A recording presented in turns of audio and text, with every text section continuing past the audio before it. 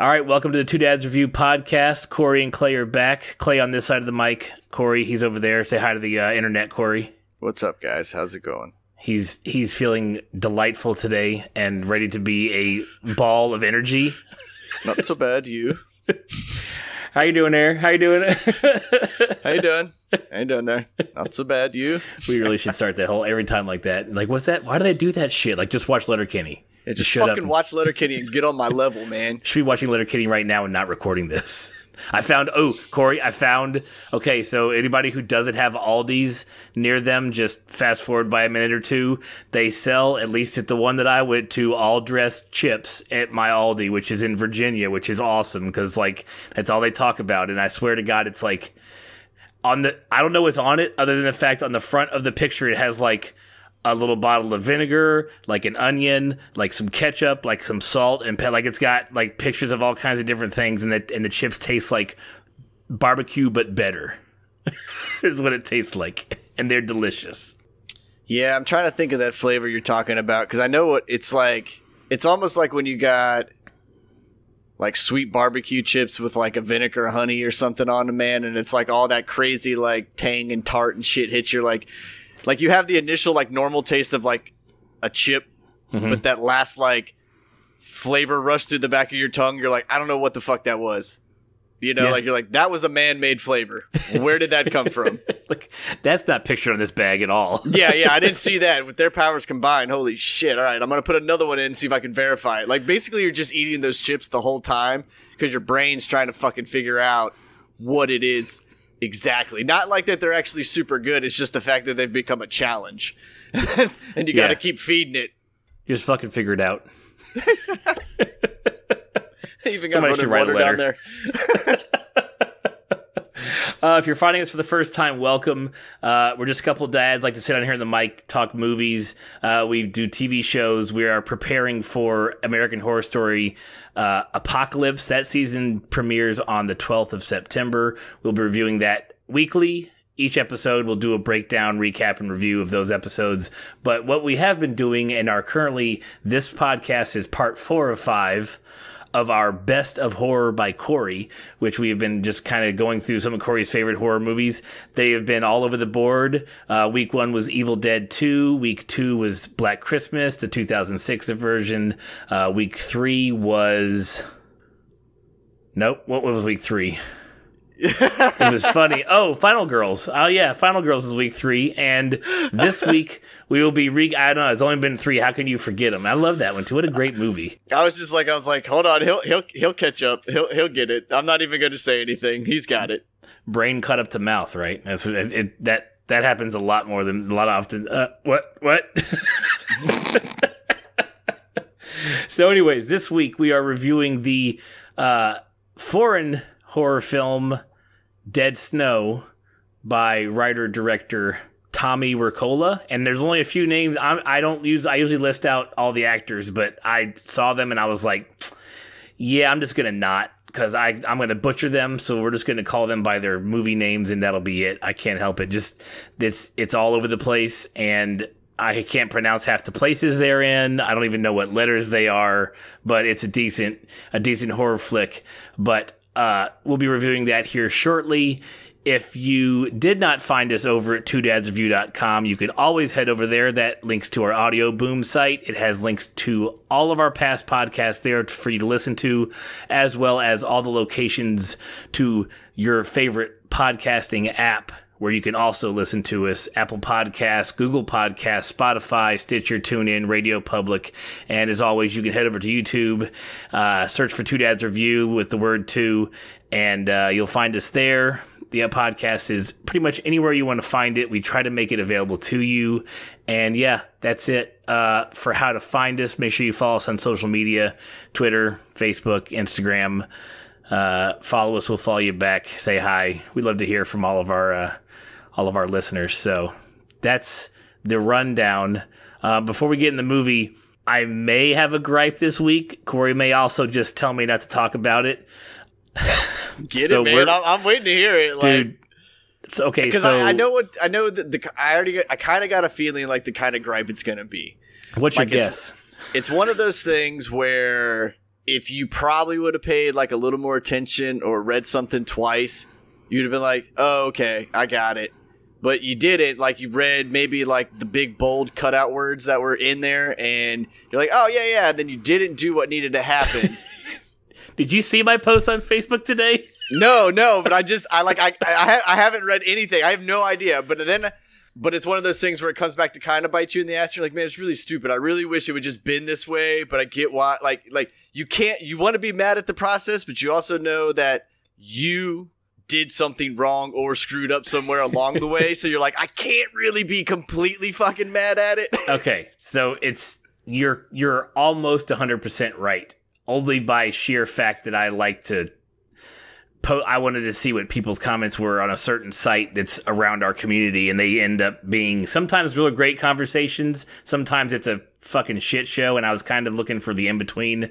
So my daughter's school sent out a letter, or when we went to open house or whatever last week, like they sent out a letter that the school itself, all classrooms are now nut-free completely. Like, not just the classrooms with the kids who have nut allergies, but every classroom in the entire school, all the grades. The cafeteria will have a like, nut-free zone, which I understand that to a certain extent. But, and then there's like this list of like, and when you go to buy snacks for the whole class, buy snacks that make sure they don't say this was packaged in a certain, and it, this may have been packaged somewhere near a peanut flick. You know what I'm saying?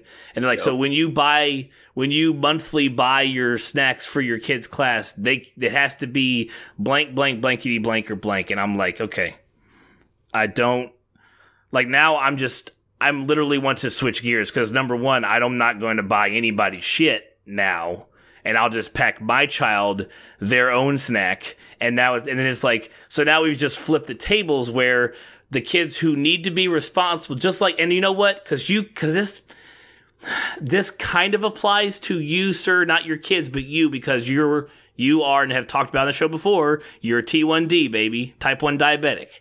Okay? And now T1D, I like that. I know the lingo, baby. I got you. I've actually never heard anyone ever say that. I see that shit all the time online, man. T1D. For the longest time, I was like, I don't know what that means. I sound like I'm like the new RoboCop.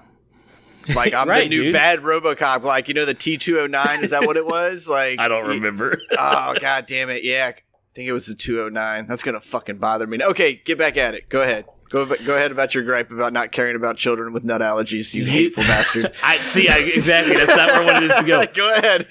You, Corey, are special. You're a special guy. You're special. I can't treat you, even though, sadly, my wife and I treat you like sugar won't kill you, but you are not normal.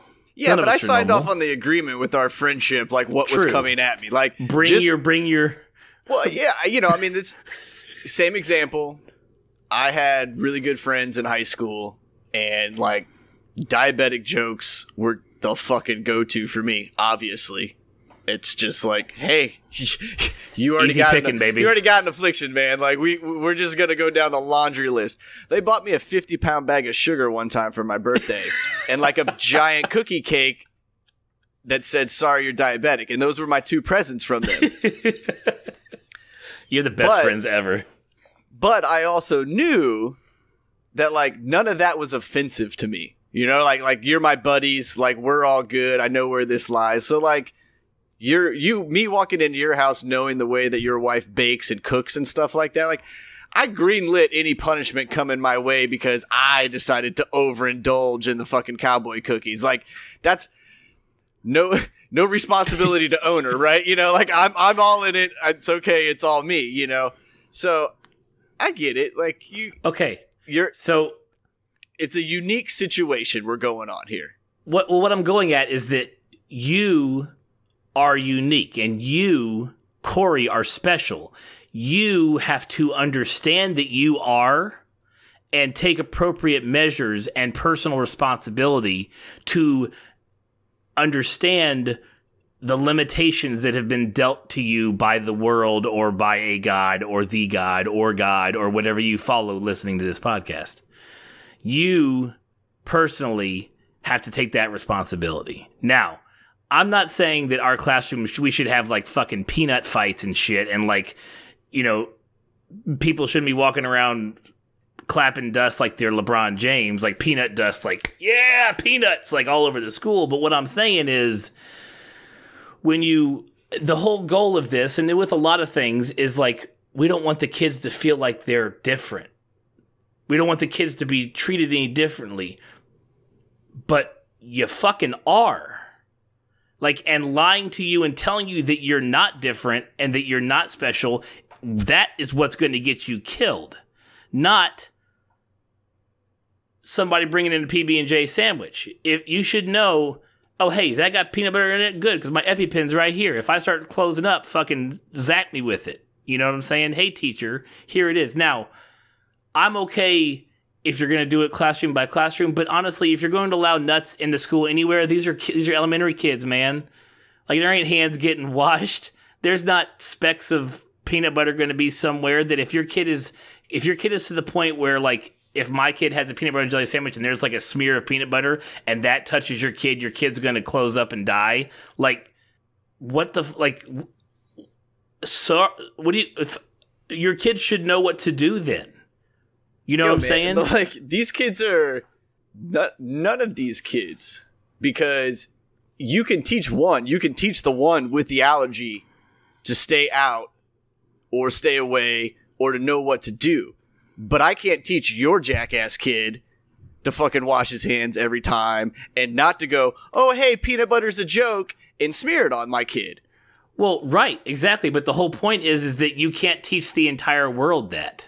Yeah, but when you're at a age of where you would be considered part of the entire world, really, because when you say entire world, you're talking about living, breathing, thinking, deciding individuals. Mm-hmm. None of these children are living, breathing, deciding individuals. They're living and breathing, and they are an impulse or a control or a green moment away at any given point of killing themselves. So, right. From a billion different things other than just peanuts. Things. So them going, hey, no nuts, no big fucking deal. Like, because I've already been through the daycare system where they already just don't allow nuts in the fucking, like, schools at all. So okay, so question to you there is, in the daycare system, is the snack provided by the daycare, or do you still provide your own? In one situation, it was we paid, so the school did. So, I mean, technically, I'm still providing for it. They're just the ones that went and fucking bought it. The other one was like, hey, here's a list of shit that we let in. Otherwise, it just doesn't get opened. Right. So here's my next thing. So, and this is where I'm at. Like, I'm mad at myself for most of my argument here. So I'm pretty much just arguing and mad at myself at the same time. But so at this point, knowing the situation that our schools in America never have enough funding worth of shit, except the schools that live in states that have legalized marijuana. Then they have too much money, and they've given all their money to the schools, and they still have more money to give to people, and they don't know what to do with it. Just talking to you, Colorado and fucking Washington, who's like, I've seen reports where it's like, we've given our schools all we can legally give them, and we still have surplus money from marijuana. So good on you there. A couple of states in the old US of A. But every other states, schools don't have shit.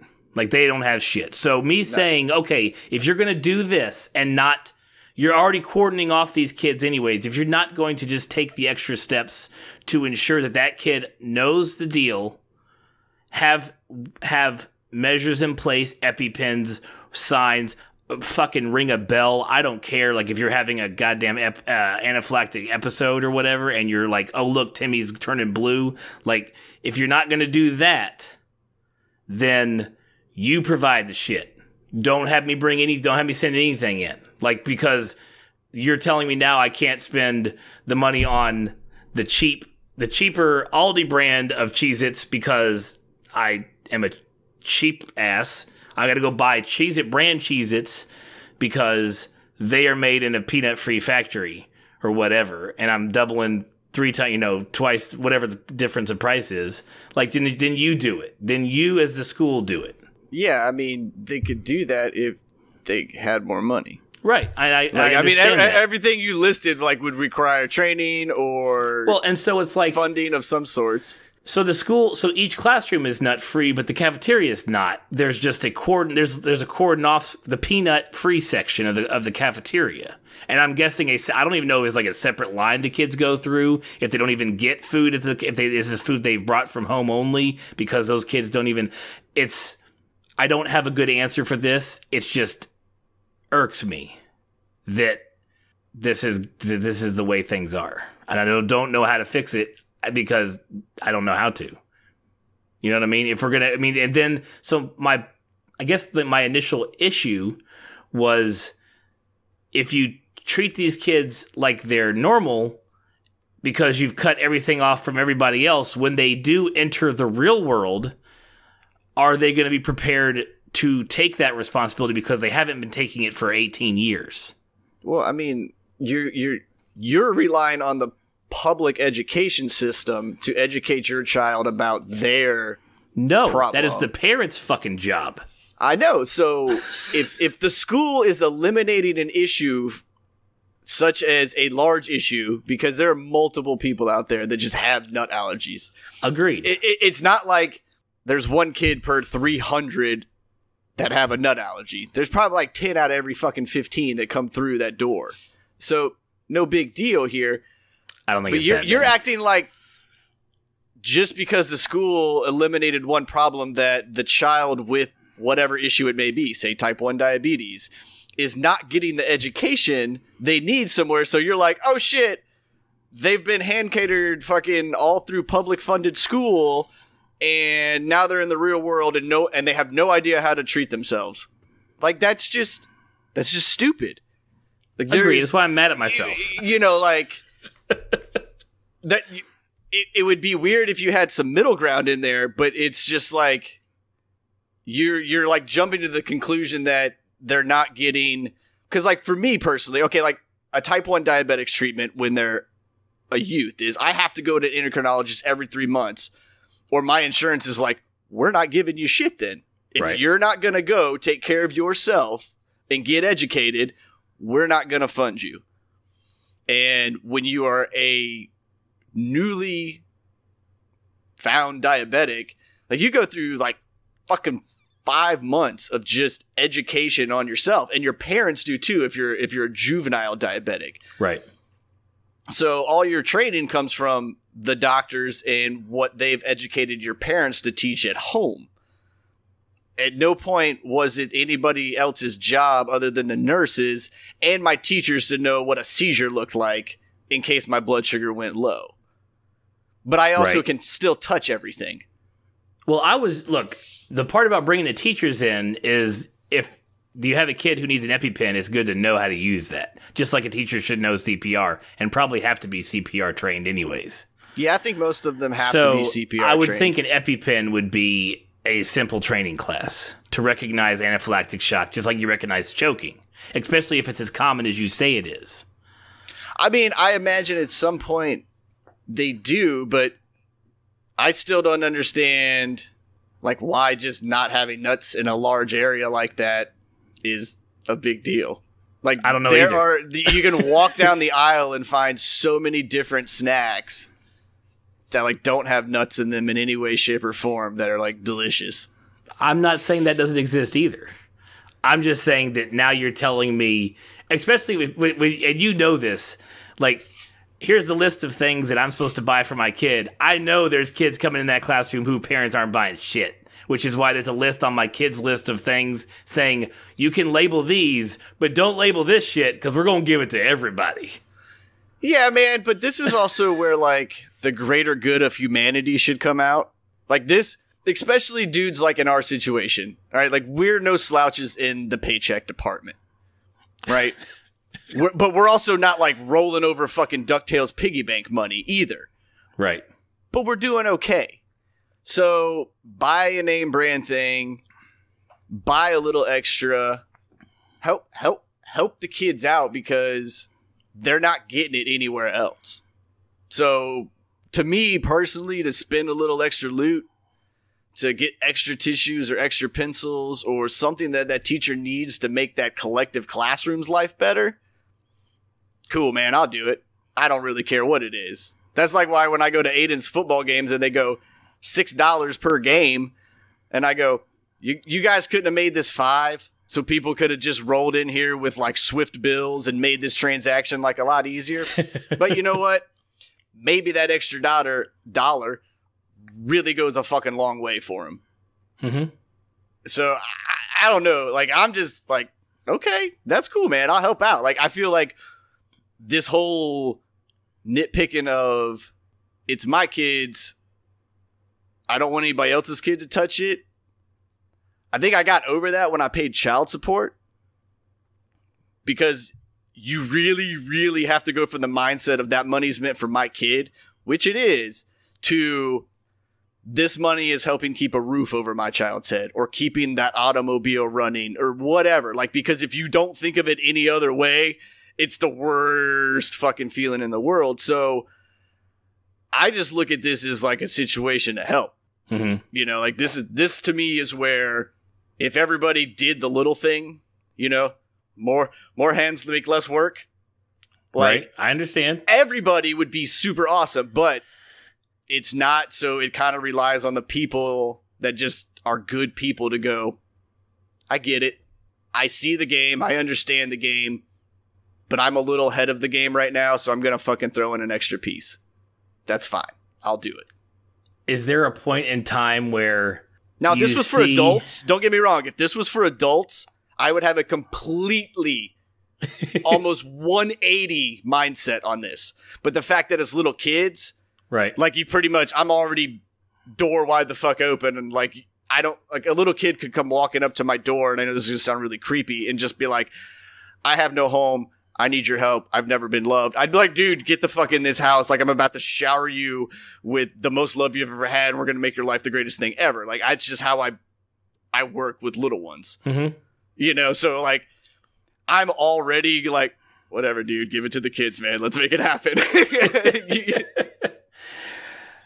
Yeah, which is why I'm mad at myself for being gripey about it. It's just one of the things this week that I was just like, it just irked me. And I don't know why. And I'm mad at myself that it was irking me, but I wanted to bring it up because I wanted to hear your side of the story. Because I'm glad that you said when it applies to adults that like your mindset is 180, because I was getting ready to ask you, I know people, I have people in my family who are notorious givers.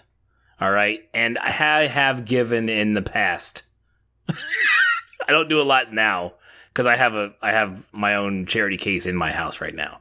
So anything goes to her. Sorry. Like, my daughter's special needs. You got money? You want to give money to goats in fucking Africa and in my kid's name for Christmas? How about you just put something in my daughter's trust, please? Because she's going to need that shit when I die. So But I've had people in my family who are like, we want to give to charity for Christmas. Like, don't fucking do that. Like, sorry. Do it for anybody else. Just don't do it for me. You want to give money? Cut the check, and I will show you it going into my daughter's stuff because she can use her trust can use that for when I die. Yeah, you know well, what I mean? Giving to a charity in someone else's name is the most bullshit act of kindness or thank you gifting thing. Like, all that is a fucking show. Like, if you really cared about that foundation or whatever it was, just chuck the money in at your name, man.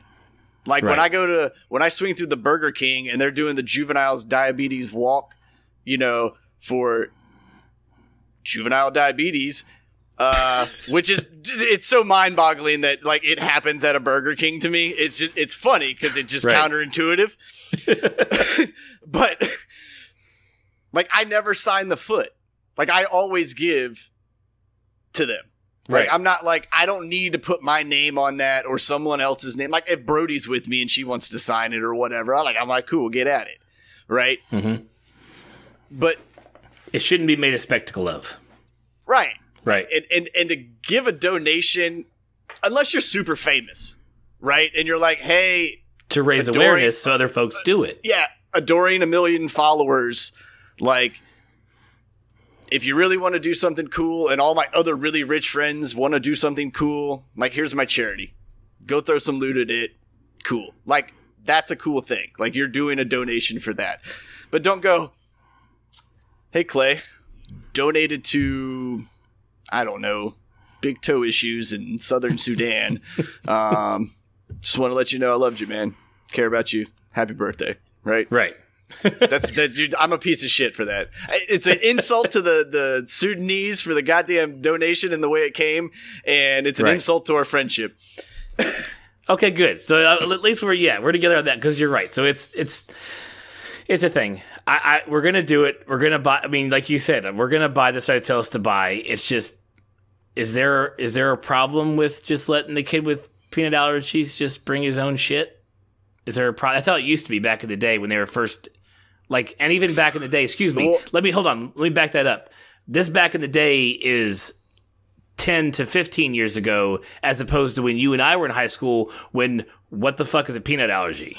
Yeah, I mean, like, we had cat. Like, I remember we had a cat that had like a peanut allergy, man. Like, his shit was severe, and he literally was like a leper at lunch. Yeah, just ate in the classroom, didn't come out on his own choosing, because he knew that was the safest way to do it, right? And yes, that sucks. And yes, if you have good friends, they'll go, "Hey, mom, my buddy Joe over here can't have peanuts. Let me get some fucking bread and some bologna and some shit, and let me go eat lunch with him." You know? Yeah. But I mean, kids are. I mean, I'm sure no one sat with that kid ever. Well, I can give you an example from last year within our public school system. Okay. So I have a friend, and she is an assistant principal at one of the schools. Okay. She suspended a child for like 2 days because of a whole peanut allergy. Suspended. issue. Okay. All right. So the parents bring in a lawyer, basically saying, "Hey, like, wait, stop! If you're gonna go there, so he was suspended for what? Wait. Oh, well, you can't tell me the parents bring in a lawyer before you tell me what he was suspended because for. It's pertinent. It all applies to the same thing. That it all merges right to the same thing. Okay, go. So, but the parents, instead of just kind of like going to the school, right? Like, let's say if you got a call, "Hey, your child's suspended," is your initial reaction to go, click, 1-800-LAWYER? Yeah, no. What's up? No. Okay, so that's what they did. Okay, got you. Okay. Right? So, in my mind, I'm just listening to this story, and I'm going, okay, so they already know their kid's a fucking terror. Right? Like, no parent, unless they're just a holier-than-now group, immediately lawyers up. Right? So, the lawyer comes in. She's got to go to court because they challenged the suspension. So there's a whole like process for this. Basically, she goes to court, tells the child, or they tell the story. Their child was secretly taking peanuts, crushing them up, and sneaking them into the child that he knew had a peanut allergy and was doing it on purpose to watch him get sick. And the parents were appealing the suspension of 2 days. Right? Like, and even the parents and the lawyer were like, "Yes, we understand that the child acknowledged that he knew what he was doing, but he's so-and-so age." Like, that doesn't apply. So they were literally arguing my point of that a child just doesn't know what the fuck it's doing, even though that child knew exactly what the fuck he was doing. Right. So those kids deserve to be punished to the fullest extent of the law, not even because you're weaponizing it. Like, you're using it as a weapon. So that should be just like attacking a child with something that you know can kill him is just like pointing a gun at that kid and pulling a trigger. Agreed. I'm not arguing that. Because let me tell you what. But they don't allow guns in school. Let me tell you, well, so you know what? A nut-free zone is going to be, if the kid's going to be malicious about it, it don't matter. This is, now we're going to go into the gun argument. I don't want to get here. I don't want to go here, Corey. I don't want to go here so bad. Yeah, so yes, if the kid is going to take the effort to bring in nuts, we'll go, okay, then that kid, yes, gets suspended. But if you already just have a stop flow of traffic of something like nuts coming into a school, the odds of them coming in are drastically dropped. Yes, if one said child wants to be very malicious, can bring in guns, knives, Molotov cocktails, whatever the fuck it can get its hands on, is going to do that. That's just bad people in life. Yes, which we are literally without knowing it. You're saying, but you're still like, let's just exclude this one person. I never said exclude him. I never said exclude him. I'm saying it's what it used to happen. But by allowing the nuts just to come in all willy-nilly, that's what's happening. And the fact that, like, every year there's a nut allergy thing, and even though the kid knew what he was doing, not every kid is like The Orphan or whatever horror movie you think of where they're just really, like, Good Shot, that fucking Macaulay Culkin movie, where they're just a serial killer. And, like, they do fucked up shit because they think it's funny. They don't understand. Like the kid was like, I knew he would get sick. I didn't know he would kill him. Right? Like, kids do fucked up shit. Like, I put a laxative in one of my buddy's milks one time because I thought it would be really funny. Well, when he ended up going to the ER because I fucked his guts up so bad, it was like, ooh, those kind of jokes aren't really jokes. You learn. So, I mean, I think if you can eliminate a situation like that, like, that's what you got to do. I mean, this could go back to, like, people not vaccinating children. Oh, yeah. All kinds of shit. We could go down all kinds of political like, rabbit holes on this thing. Yeah. But I mean, like, you got to spend a little extra coin because there's been some government stamp on something to make life a little bit easier for somebody. Because even with type 1 diabetes and the education, there's always people still working to advance to make my life easier. Mm-hmm. And not saying going to go a blanket-wide nut allergy across the world, but just like anything in life, you want to give everybody the best advantages to get to a later point in life. So if that nut allergy kid really wants to go make a gamble and go to a bar and eat fucking peanuts and drink beer all night, that's on them. That's their shit. If I can eliminate a little kid from having anaphylactic shock in school and dying, yeah, I'll help out. And at no point am I like, nah, let the kid die. Like, I know that. Like, I know you're not. I know you're not literally saying not going anything there. And at the end of the day, you're like, I totally I'm really do agree with you. I don't really. I am. I just got this list and it kind of pissed me off. That's all there is to it. It is. There's no reason behind it. And one of these days, maybe we should do like I guess to even go further down what we were talking about earlier, when it comes to anything that could hurt kids, it's educating everyone in the area that could be affected in ways to deal with it. Because you can never fully prevent it. So ways to deal with it. Schools that's training teachers on how to use the EpiPen, knowing, hey, good morning, Timmy, EpiPen in the backpack? Let me see it real quick. Cool, awesome. Like, checking that stuff. Because at that point, that teacher has to know that's in the classroom anyways. The teacher should have a fucking drawer full of those things, to be honest.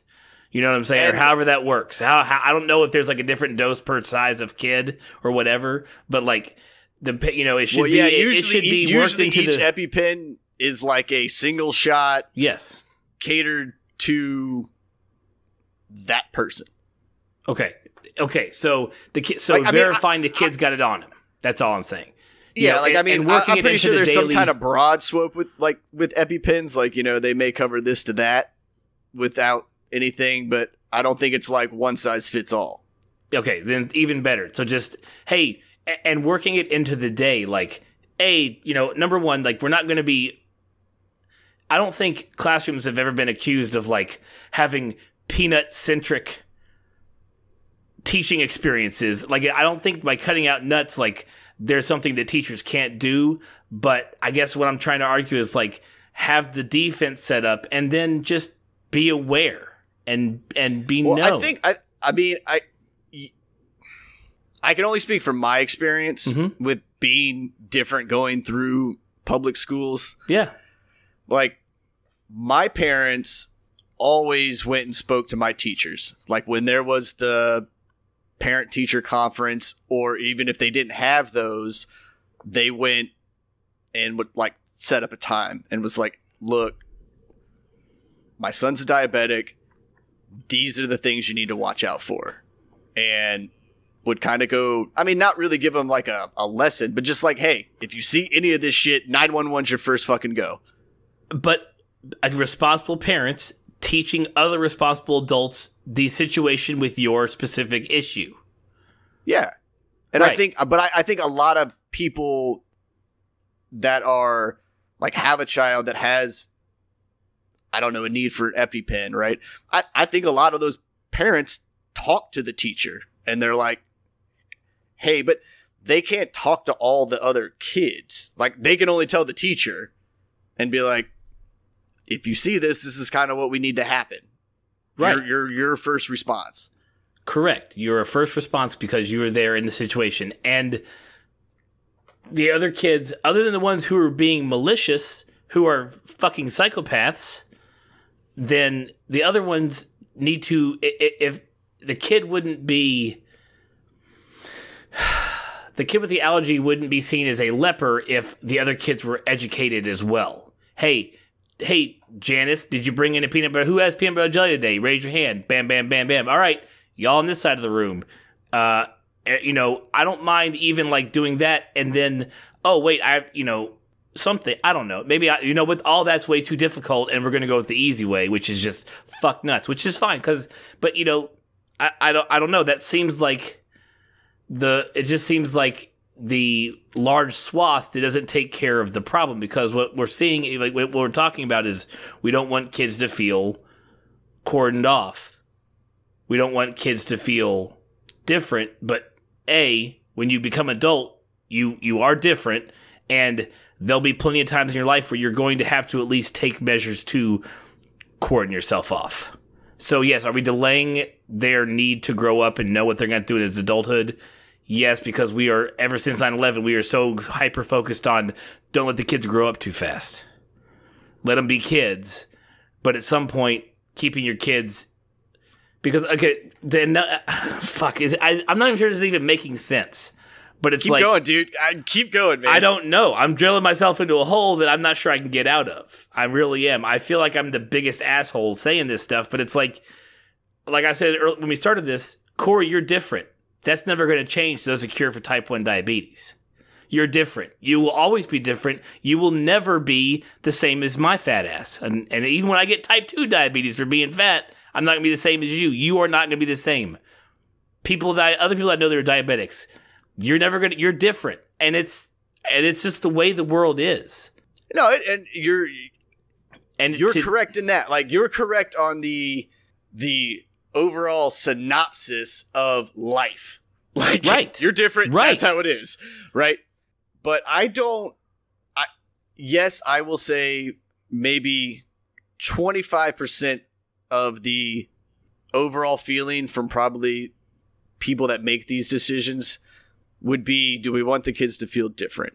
I really, truly believe this is just more of a blanketed safety issue because, and I don't know if a nut allergy is like one of these things too, where like everybody's just insanely allergic to it, or you can like have a minor allergy to it. There's a sway. There is a I get itchy all the way to my throat closes up in 1 minute and I die. It is right. That different. Yeah. It's just like, but you know what? That same thing is with shellfish. The same thing is with a lot of different allergies, but we always focus on nuts in schools, probably because peanut butter and jellies are so goddamn like prevalent. Well, yeah, they're very easy to make.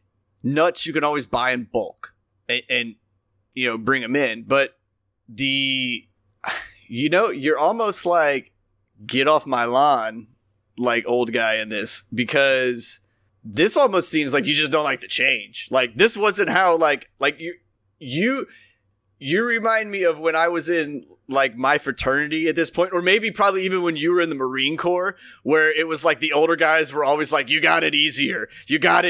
Like 85 came in, they're like 84 guys are fucking pussies. 83 came in, they're like 83 guys are fucking even more pussy.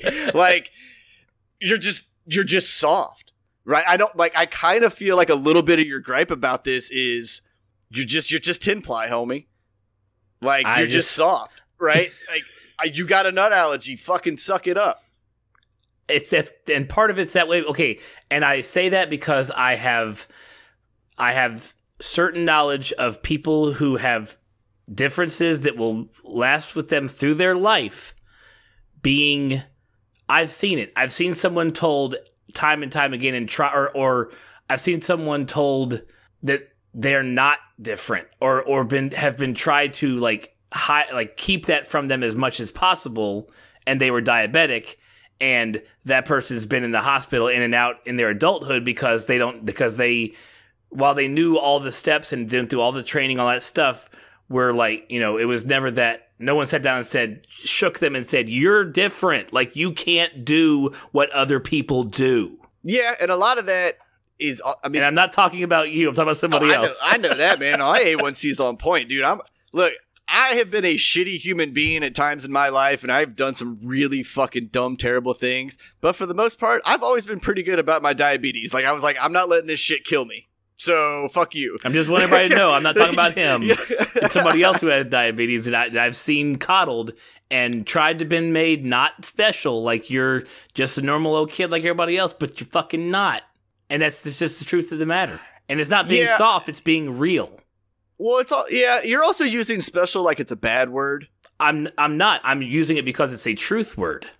Well, I know, but I'm saying your tone in like the... Yes, because I'm using my dad voice when I do it. I guess, yeah, like... Because sometimes some of these kids no one has said that to them. Well, that's true. I mean, and that's just fucking life, man. Like, there's always going to be people that have never either had to, one, work hard for something, or have been told that they're just not good enough, right? Or you have this group of people, and I was blatantly part of this group. Like, I got it with my diabetes. I didn't get it with my alcoholism. That, hey, this doesn't work for you, right? Like, it's not that I am special because I have diabetes. I'm just different, right? Mm-hmm. Like, that's all there is to it.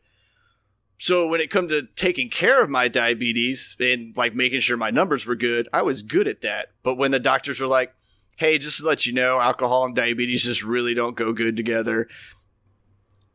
You're young. I know you're going to have beers, but probably do it responsibly. Cool, doc. Got it. But it was all on me to not consume all of that alcohol. And no matter whether it's the parents telling that child, like, hey, you're diabetic, man. Like, you got to take care of yourself. Because I remember telling my dad one time that I was just like, I'm done with this shit. I don't want to fucking do it. And my dad goes, then kill yourself. Like, that was his fucking reply to me, because he goes, if you're not going to take care of yourself, I can only tell you to do it for so long. Mm-hmm. And are you sure he didn't say then you're going to die? Did he really say kill yourself? Well, yeah, in the sense of like, then just don't take care of yourself. You're going to kill yourself. Okay, like you're going to kill yourself. Yeah, like, it wasn't, then go kill yourself, jump off the fucking bridge or whatever, you know, like, here's the gun, I'll help you out. No, I just want to make sure you clarified. I know your dad. I'm like, that might have come out of his mouth, but probably not. but you know, like, even if getting the hard truth like that, it's still on that person to take care of themselves. And I kind of know the person you're speaking on, and like, they just don't give a fuck. Mm-hmm. Like, I know, and I've met diabetics like this that were in college, and they just go, I'm just going to take insulin. I'm going to let it keep me alive as long as it does. And like, that's really their mindset in the back of their brain. Like, they just, until they either almost die and maybe it clicks, but a lot of them just don't give a fuck because they don't want to live like that. Mm-hmm. Like, they never get over the fact that they are different. Right. Not that it's a bad thing. It's just that, yo, dude, you wear a pager with a tube tied to it or whatever, and they never get over it. All right, last question. I'll put this baby to bed. Okay. Do you think drilling that into their head at a young age, I don't know, maybe starting at kindergarten, all the way through childhood, would have any better effect on that? Do you think that? At the end of the day, no. Okay. Like, I And I'm not saying I agree that it would. I'm not saying I'm against I don't know the answer to that question. What you would have is a group of highly educated people, but the ones that actually have the issue, I don't think it's going to affect whether they really want to take care of themselves or not.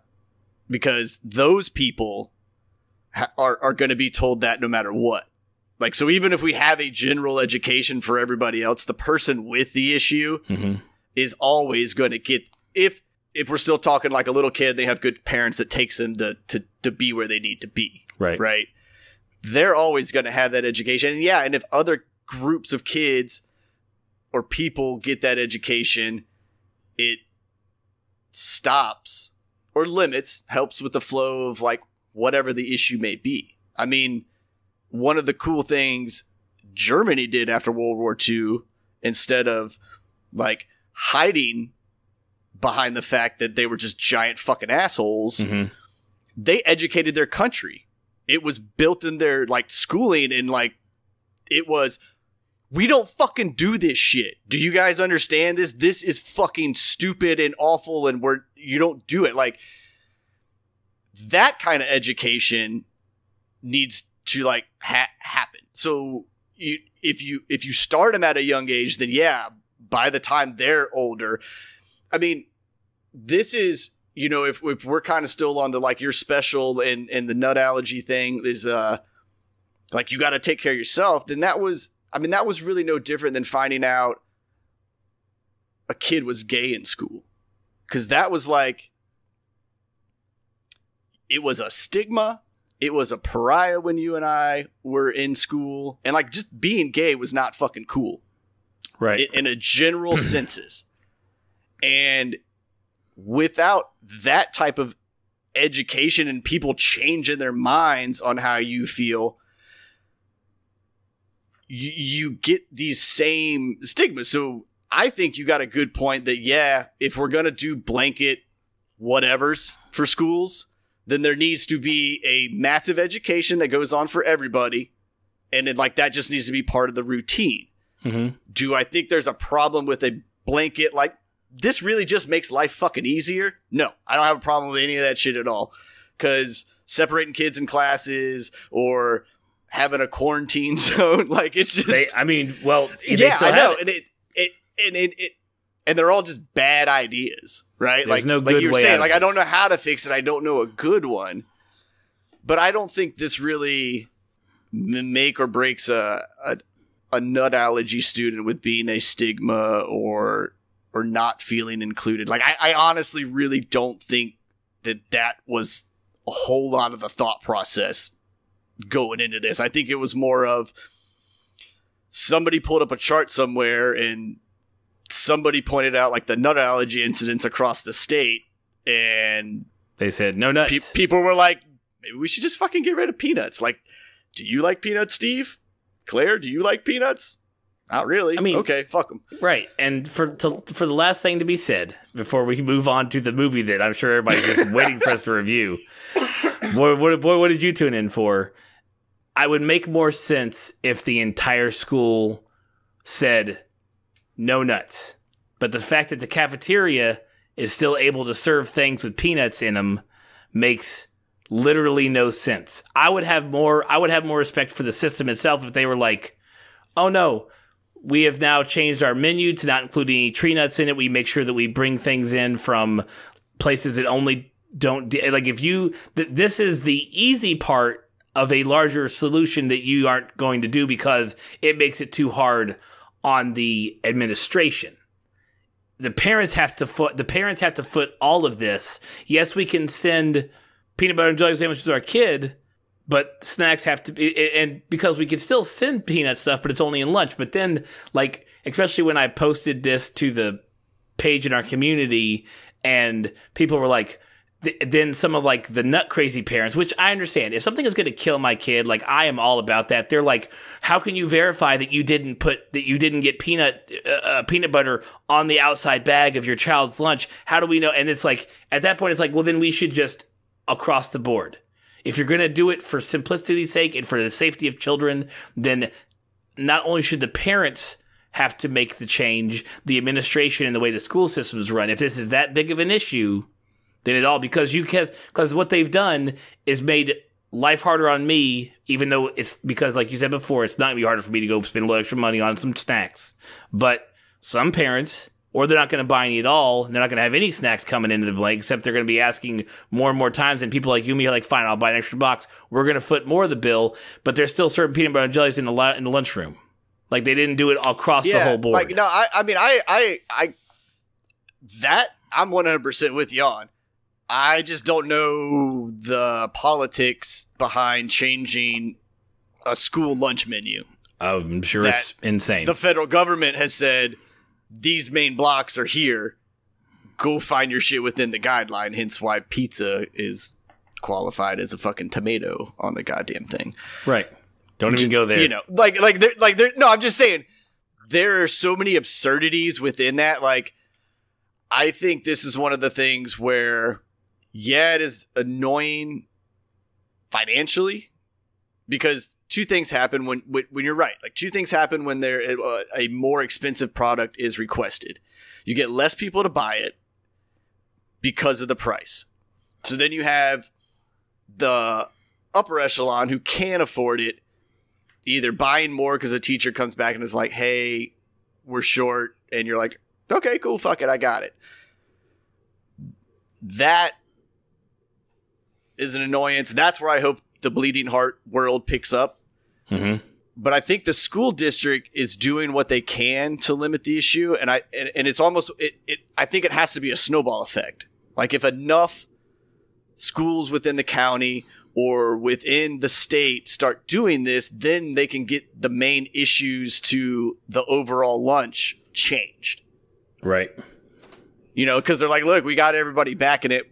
You can still send those little chocolate brownies. You just don't have to put the fucking walnuts or peanuts or whatever it is on it anymore. Oh, you can't make anything anymore anyways. That's the worst part. No. I mean, I'm just talking about the little ones that are in the individual plastic wrap, like that the kids can buy, you know, or whatever. Right. Like, again, I think this is a start small for a big change. Because I wouldn't be surprised if 5 years from now, like, just nuts are just only in grocery stores. Right. Like, basically, if you want nuts, man, like, just like if you want cigarettes and alcohol and shit like that, like, you got to go to your own little spot. Right. Yeah. Like, you just can't go get that anywhere else. Like, you know? It's an interesting slope. Well, that's what I'm saying. Like, I wouldn't even be surprised if nuts eventually work their way out of, like, grocery stores. Just in general. And like, you specifically have, like, you'll go to a tobacco tree nut factory, and firearm fucking store, like that, or an ABC with nuts. Like, that's where you'll get your shit. Oh shit, ABCN. We're going to the VA ABCN. Yeah, that's great. Okay, all right. So that's been our gripe. That's been our hour of gripe for everyone to listen to. You're welcome. That came out of nowhere today, this week, and I wanted to bring it up, and some folks like listen to us ramble. If we lost you, we lost you. You're not listening to us anyways. If you're still here, great. Do you have a pick for our final week? We have one more week of one more podcast before American Horror Story starts, and we have one movie left for you to pick, and I mentioned one to you this week, even though it's your picks. I said it was your picks. No, okay, so I one of our listeners suggested I see one, and he didn't know that it was like my favorite movie in my top 10. It may be even my top 5. So we're gonna watch, for the last movie, we're gonna watch Event Horizon. Yes. And the only reason we're doing this is because I didn't know it was so far up your list. It is in horror movies, because I've heard this from so many fucking people about this movie. And I fucking hate it. Goddamn it, this movie, everyone's like, dude, anytime I start like a horror conversation and that lasts more than 5 to 10 fucking minutes with somebody and we kind of rattle off some back and forths, without fail, 9 out of 10 times, someone will be like, dude, have you ever seen Event Horizon? First of all, don't ever ask me, have I seen Event Horizon? Like it's some mythical fucking creature. Okay? That's just insulting. That's funny. 2, it's not that scary. Like, everyone's like, dude, that movie fucking freaked me out. And I'm like, it's just a bunch of dark fucking corridors and a really long, drawn out, like, I've seen everything. My face is ruined. Like, it's gonna be okay. So yeah, so it's like I hope, because I haven't seen this movie in so fucking long at this point in time. Like, I don't know if it's just one of those movies now that because I disliked it so much at the get-go that it's just like a constant burning flame that maybe if I watch it again, I'm like, you know what? I Kevin Baconed it for a little bit. I shat on it for too fucking long. My fault. I'm sorry. Like, and if that's the case, I will come right back to this review and apologize. But man, I got a feeling I'm going to watch it again and just be like, yeah, all right. Okay, I'm not going to say anything else about it. We're going to watch it this week. We'll get back. Next week's podcast will be, our part 5 will be Event Horizon. Did you have one on deck? If you weren't going to do it, did you have one you were thinking about? I did. And then the more and more I considered like the Event Horizon thing, I fucking forgot what it was. It was nothing like, no, we're going to watch this. Fuck your Event Horizon. It was more just like, oh yeah, I like that movie. Let's watch that one. I'll watch that again. That's cool. Good. Especially the reviews that we disagree on are the greatest things ever. I love when you and I get to fight over a movie. And I don't even know. And we're not going to talk about that one anymore because I could talk about it right now. I could just get started on it. I'm not going to. Next week's going to be great. But let's talk about Dead Snow. You suggested it last week. We watched it. I watched it a couple times. How did you find this? What were your initial thoughts when you first saw it? Because you had to think hard because you had to read during it. And that's already throwing me for a loop when I knew that was coming down the pipe. I think I stumbled onto this one with my ex-wife. Like, just, we were all hanging out one night and it was like, I don't know if we found it on Netflix. Because I think it was on Netflix for a little bit. Right. Like way back when. And we just watched it, or if it was just through the grapevine of enough goth / horror / punk rock people all in the same room. And it's like, have you heard of Dead Snow? And no, where the fuck can we watch it? Oh, I got a bootleg. Hold on. Like thing. But I just remember watching it and I go, fuck, man, this movie's just, it's good. God damn it. This is just a good movie. Like, even though it's in another language and it's definitely low budget. It's definitely, Yeah, I mean, like, if you can't stand watching subtitle films, like, you're just going to hate this movie. Like, there's just no looking past that. But the movie does a really good job of only really talking when necessary. I did realize, the last 30 minutes, nobody talks, really. It's all just right? Screaming and running and fighting. Even when they're in, the group scenes in the cabin, the group conversation is never in, a sense where you're, the ticker scrolling across the bottom is, rapid fire. You're like, oh my God, what the fuck just happened? There's never anything in the movie within the conversation where you go, holy shit, did I need that? Because the way they film the movie, you could honestly watch it without subtitles. True. You could pretty much pick it out. Pretty much anything that was said will be reflected. And you just will go, that's what that conversation was about. Because there's no, this was spoken, and then 65 minutes later in the film, that piece of the conversation is finally foreshadowed. There's not really a whole lot of anything like that. There are a couple things that carry out throughout the movie, but when they happen, you go, oh yeah, there was that moment. I could easily pinpoint in my recollection where that transaction occurred. Didn't realize it was important, but I know exactly where the fuck it happened. Right, exactly. And for an $800,000 budget, and this is what, Swedish, right? Is that correct? It's Swedish? I have no idea. I don't think it's Swedish. Norwegian, to be honest with you. Maybe? Is it Norwegian? They're definitely they're definitely in Norway in the plot, so it would make sense that it's just people from Norway making a movie.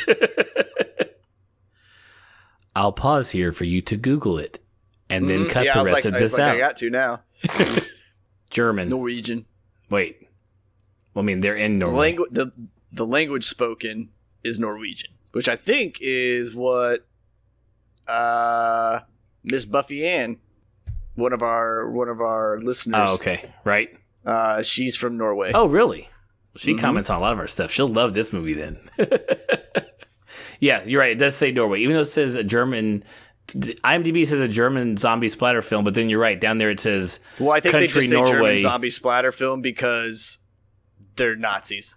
Oh, maybe. True. It is your standard German, your standard Nazi zombies, which is honestly more common in horror than you would think. Yeah, and I'm going to say something that's like really fucked up. No, go ahead.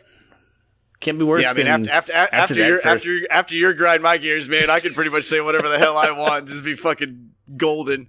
I really hate that the Nazi aesthetic, the way it looks, is clean and as cool as it looks. Like I fucking hate that some jackass took like a really cool architectural and design philosophy and got it so associated with all things that are evil that it's just fucking ruined. Like anytime you want a bad guy in anything that just needs to be unnamed, fucking slick black leather, military-esque attire with Nazi fucking ranks and showmanship, symbols, whatever, all through it. And you're like, that guy's fucking pure evil, right? But god damn it, man, if like just that whole era in general just didn't have like the coolest fucking lines for clothing everywhere. Like American soldiers, German soldiers, like that whole 30s, 40 era of like just green what yeah, like what you thought America and Germany all looked like I think it is the coolest fucking like designs ever. And I hate that one half of it is just associated with like pure evil. Like even if you went and made the cleanest looking child's play park in the world and it had Nazi-esque, like, say, just a long banner with, like, a rainbow on it, but it was draped with, like, gold and brass fucking handles on the wall, you'd be like, I don't really feel comfortable about this, man. Like, that's... there's some underlying shit going on here. Like, that rainbow... it's weird. Like, that's what it's done. Like, you couldn't make those things any color you fucking wanted. Those outfits, tie-dye them up, that building structure, whatever, and you will still go, that's a fucking dark place, man.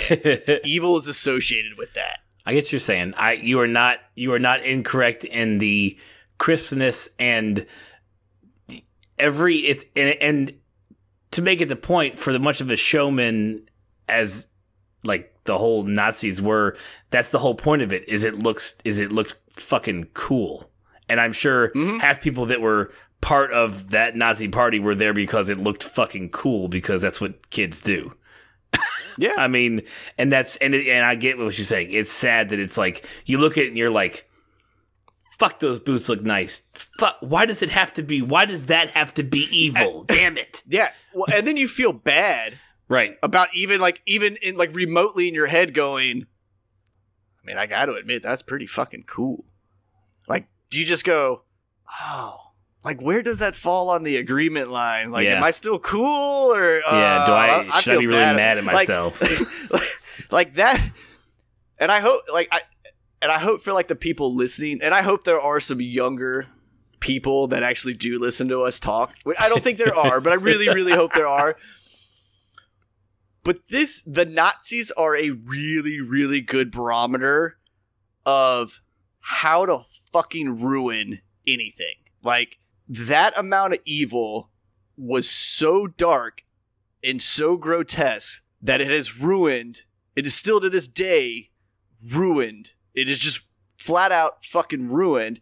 And it's, people aren't seeing a level of hatred like that until kind of right around now with like what's going on here personally in America.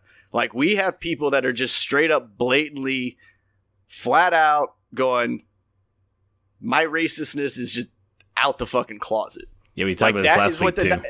Yeah, and that was what the Nazis did. It was just, I'm flat out gonna embrace this hate. Mm-hmm. And I'm hoping people that do listen to this understand that open hatred for someone will fuck up a whole country quickly. And if everyone really thinks that we are this super badass,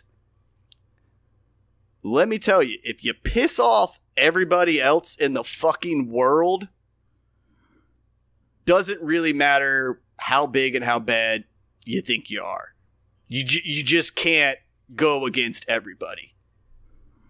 And like right now, like we got a lot of people pegging themselves in these own fucking holes, man. And I just like this movie still fucking Nazis in it, and it just ruins it. Like I almost hate the fact that I like this film because Nazis are fucking in it, man. Like, that's right. How bad like Nazis are. And anybody that's like cool with that shit, fuck right off, man. Just piss the fuck off. And do you think the movie could have been done if it was just ice zombies in some mountain? I don't. And that's the other thing. Like, if it wasn't Nazi zombies, and because of the mystique that it's still associated with the Nazis and the occult and just the weird shit they did, that we're not all like just, hey, we're going to build the biggest gun. We're going to build the best tank. We're going to do this. They were like, no, let's go find some like, magic amulet thing to win the war. And the fact that like, we saw Captain America. That shit's real. Right. Yeah. Like, but so, yes, to answer your question, no. If they weren't Nazi zombies and it was just like dead people that woke up in the snow, it would not nearly have the same effect. But the fact that it's Nazi zombies that were out there doing God knows what in Norway, you're like, it instantly makes you go, dude, I wonder what other secret shit's going on. And it instantly puts that mystique into the movie. Right.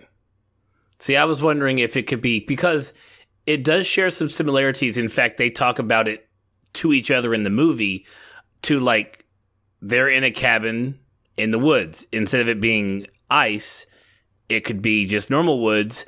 And the MacGuffin of this movie could be the Book of the Dead. And then you have Evil Dead 2, pretty much. That you find this item, you then fuck with said item, and bad things come to get you. But then it would have been almost literally a retelling of Evil Dead 2. So I almost feel like the guy that throughout this entire movie, you can tell that the director is hearkening back to or showing his appreciation of or paying homage to other horror movies from the past. Evil Dead, all the stuff like that. In fact, Evil Dead 2 was the first one we watched for this little series of ours. And if you had changed the box of coins to the Book of the Dead, you would literally have, well, because people weren't getting possessed, but it could have, I don't know if it would have been as effective, but you could have done it that way. You didn't have to bring Nazis into it. There could have been a head guy and then a bunch of other zombie, worker bees going after the people because they fuck with the book. I don't know. Yeah, it could have happened. I think the fact that, like I was saying, the Nazi mystique is, it's really irreplaceable. Mm-hmm. Like, there is no other type of There is no quicker way to make someone evil. Yeah, in any way, shape, or form. And like, even if you want to take like any, I'm trying to think of one where they actually did it end up being a Nazi. But even when they try to like skirt around the subject of whether the doctor or so-and-so person was an actual Nazi, like they always have this super crisp, clean aesthetic. They're always like, it'll have like a German accent or something like that. And you instantly go, well, that guy might be associated with Nazism. Fuck him. That dude's creepy. Wouldn't touch him with a 10-foot pole. Like, in no horror genre, in outside of maybe the type of suspense you'll get from like, and now that it's overdone, but like the calls coming from in the house, or like the killer is a Silence of the Lambs kind of person where you just think, holy shit, dude, my neighbor could be fucking Ted Bundy. Right? Nazism being added into a horror film ratchets it up just beyond levels, because we know the horrific things that they were capable of. So we already have this insanely fucked up barometer that's just peaking up here of like, well, dude, whatever I can think of that's really bad, they actually did it to some poor individual. Right. And the fact that they were also this secret organization looking for crazy artifacts to sway supernatural shit. Yeah, the fact that they have like this Illuminati kind of vibe to it, you know, secret organization, amps your whole suspense level immediately as well. And then the fact that this dude happens to be a zombie, it's like just kind of, hey man, in case you're just scared of spiders too, like, fuck it, he's got 8 legs. Like, they're already fucking terrifying, you know, like, and you're just throwing a zombie in there at this point just to go, we want to make the movie in the future. Obviously, there's not a whole lot of readily available Nazis still. Yeah, anymore. I mean, and to be completely honest, and we'll get into as we get through the plot of the movie, these aren't actually zombies. I wouldn't even call them zombies. They're more of, I would put them more on the undead category, which sounds like it's the same, but it's really not. They're not mindless. None of these entities in this movie are just going after somebody for brains or to eat their flesh or whatever their standard mindless zombies doing. These are being controlled. These have their thoughts. These have at least retained some of their training from when they were alive, because they actually fight. They don't just immediately swarm you and bite down on you.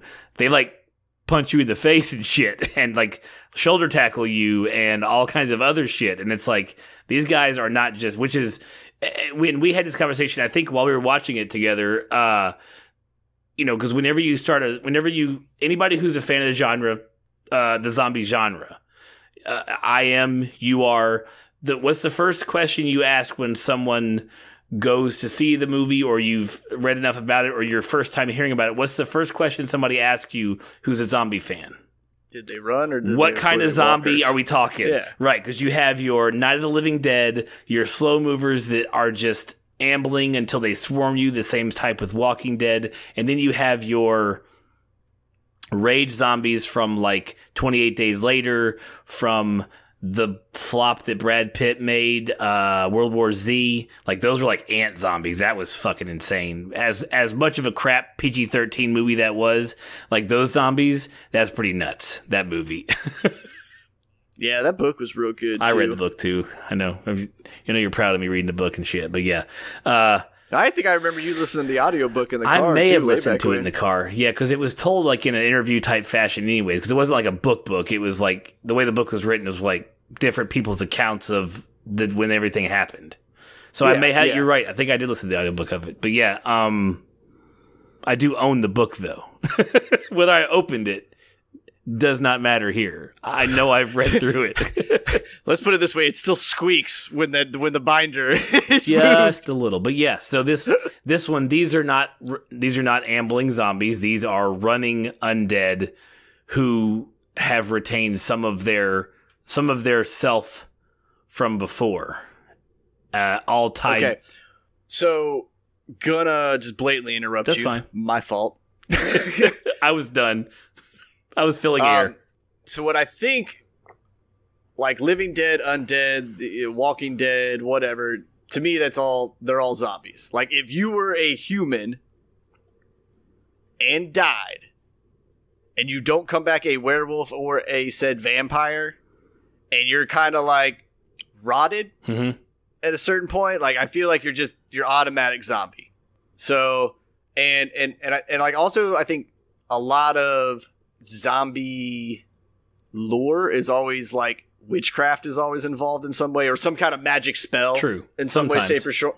Like, so I think they're zombies. They're just, I think because of the secret experiment vibe, right? This is more of like a failed experiment zombie. Like, oh shit, we brought them back, but they're not maintaining kind of thing, or they decompose to a certain degree, or like, hey, those were the dead guys we brought back. It worked, but they only listen to that other dead guy and they kill everybody kind of thing, right? Like, that's where I fell with those zombies. Right. I mean, they could even be in those mountains because those mountains are perpetually have snow on them, and that's how they don't decompose anymore, because they stay in the cold. Yeah. Maybe.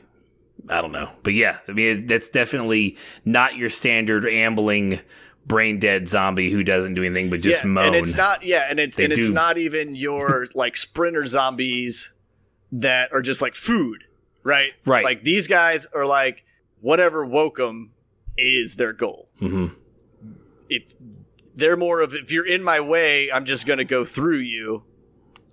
I'm an undead zombie, Nazi zombie. Like, don't give a shit. Right. But yeah, they're zombies. Okay. There's zombies. There's zombies with a mission. Right. Yeah. Okay. I'm cool with that. You good with that? I agree with that. Okay. Yeah. Because like just not calling them zombies was like bothering me. I was like, but we can't. I was like, they hit too many of them. They hit too many of the check marks. We got to call them zombies. Right. They are zombies. They're just we're trying to explain to all the ones who haven't seen it what kind of zombie, because there isn't just one type of zombie on film. There's a bunch of different echelons of the undead running and ambling around. Yeah, they're all basically super soldiers. And there appears to be a hierarchy in them, because even when they travel in like packs, even when they're running, there's always one that's like the head guy for that group. Right. So they still have the military structure. And we got the one main baddie, right, who's like the guy that controls all of them. So there's just kind of weird like hive mentality to it a little bit with their yeah. Right. I like these zombies. They're cool. They are pretty. Yeah, don't say they're cool because they're Nazis. Yeah, fuck. All right, so they open up in a standard fashion. You have unknown lady running through unknown woods in the snow with something on her heels.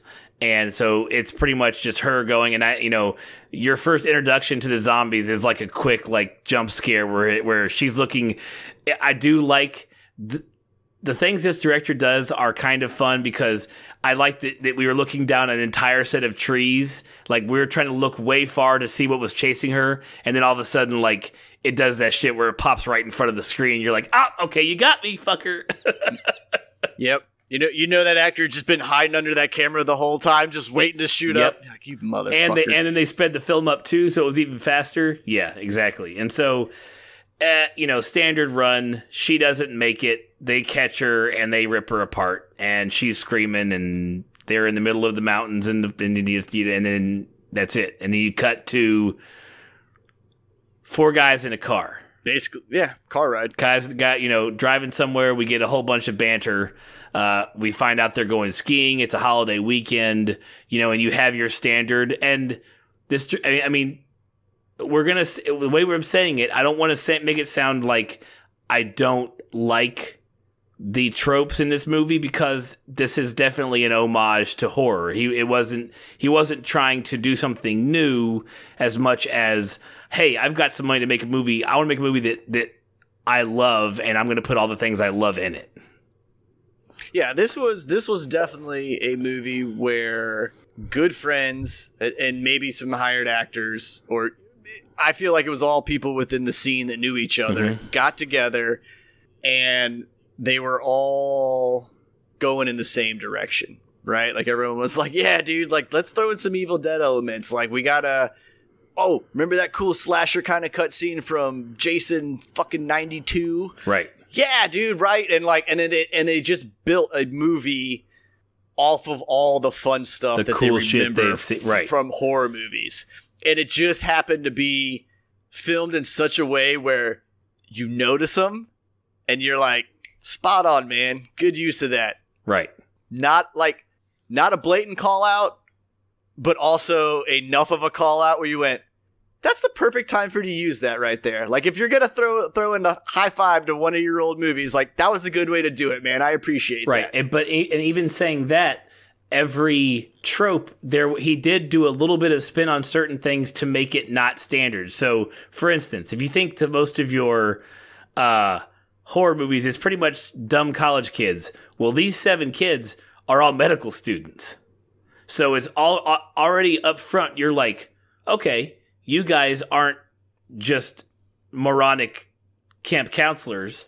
You are medical students and not teenagers doing dumb shit, walking into rooms, going upstairs when you should go out of the house and just fucking run. Like, you're medical students, so I'm already holding you to a higher stature. But within that party, like these 4 guys, you have the really smart guy, you have the really horny guy, you have the dumb nerd, or not the dumb nerd, the fat nerd guy, and then you have like your standard like everyman's man, not necessarily like a manly man, just he's just the normal dude who kind of knows the area, you know, the guy with the long hair, kind of, he was the guy on the snowboard, he's that guy.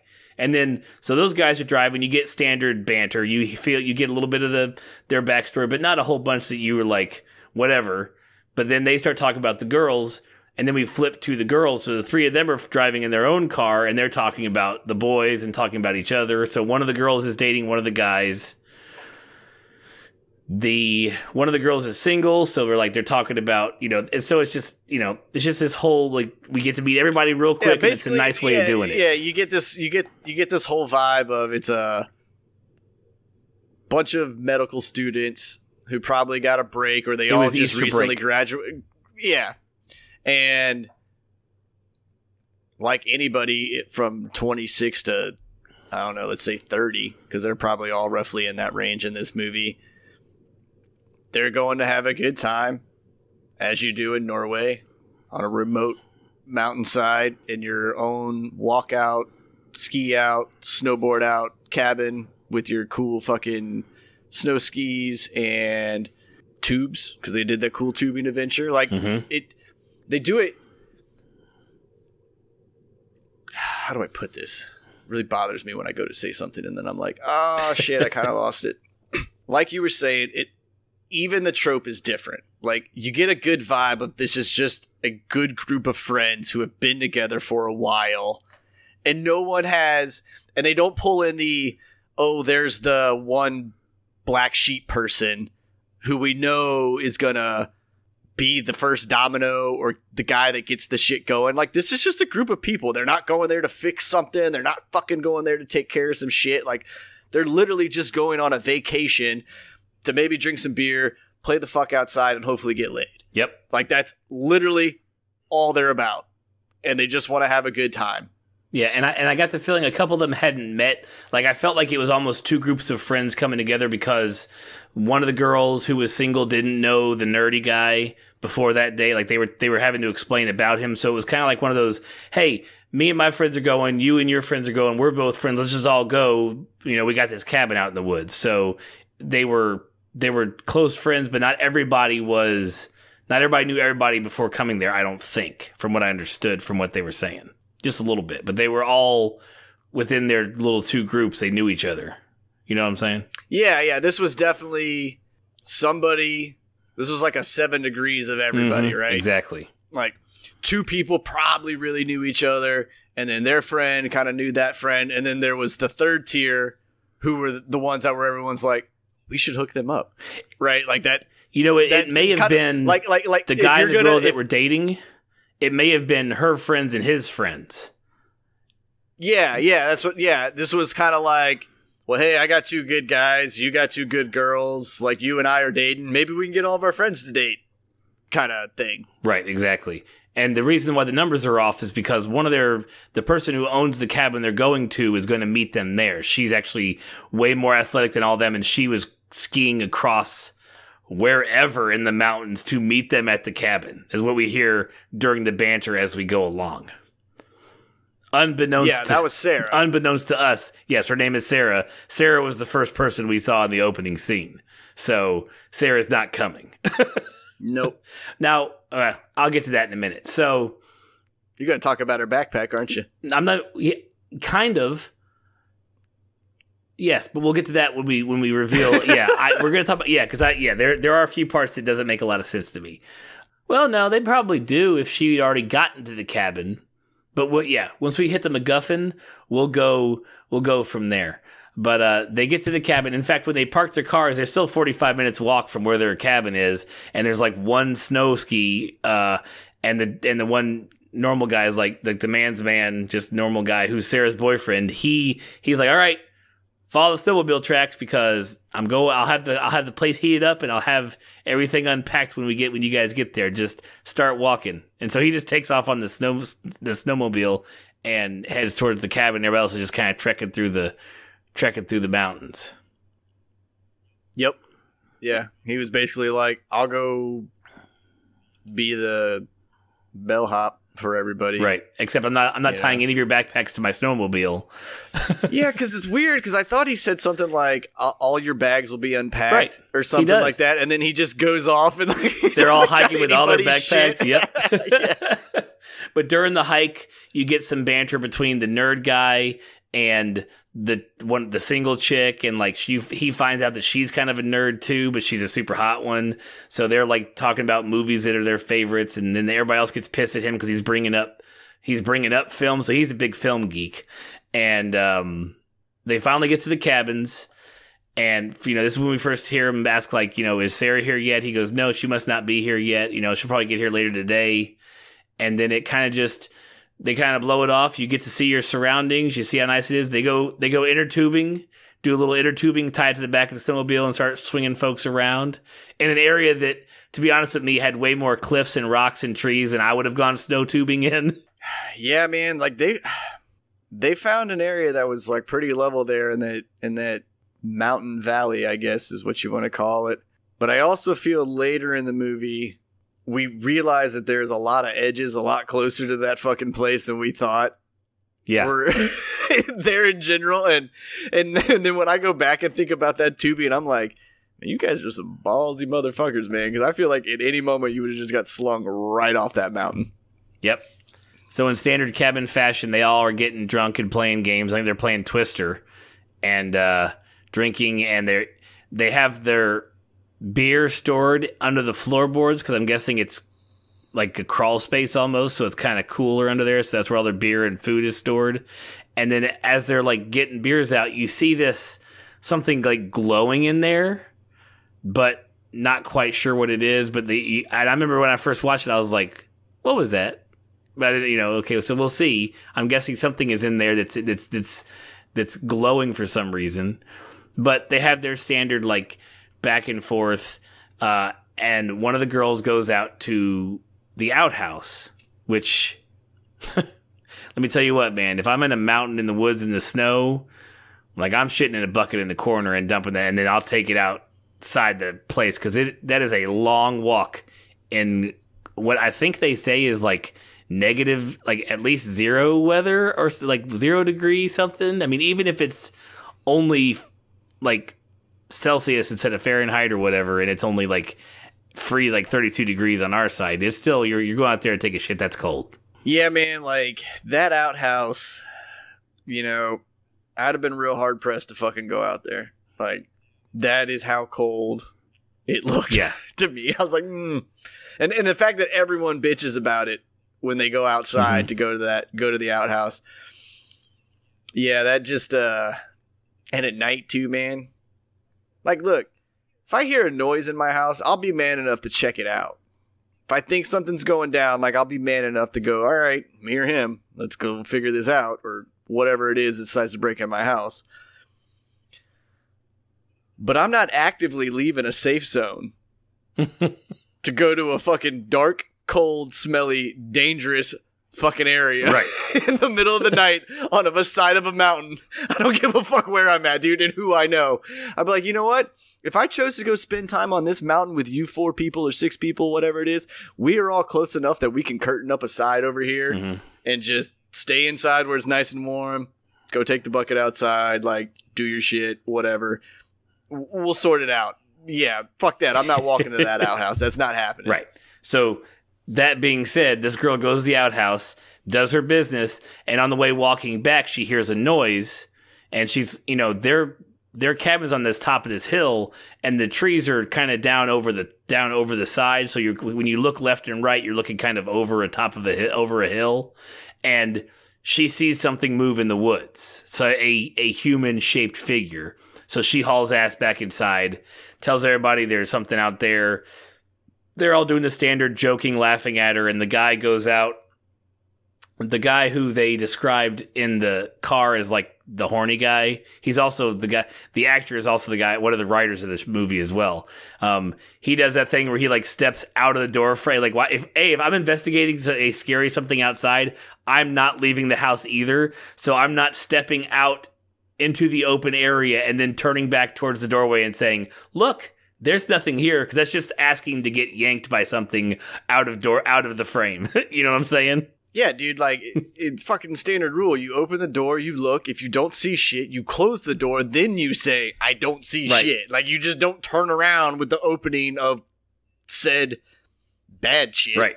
Just wide open. That's just dumb. And I do love the joke, because as you're watching the movie, you're waiting for him to get grabbed, but nothing happens, and he goes, see, you guys get scared so easily, and as he walks back in the room, there's someone standing behind him with the hood up and a big winter coat, and like the reactions of the other 6 of them is the funniest shit ever, because they're all like, oh shit, when they see that there's a guy behind him. Yeah, they all jump. So he turns out to not be a Nazi zombie, but a hiker who's out hiking at night and comes in and pretty much he sits on their one couch, and the 7 of them are all like crowded around like one chair, like watching this guy smoke his home rolled cigarette and drink their shit coffee, and then also drink their beer and tell them a scary story about Nazis in the mountains.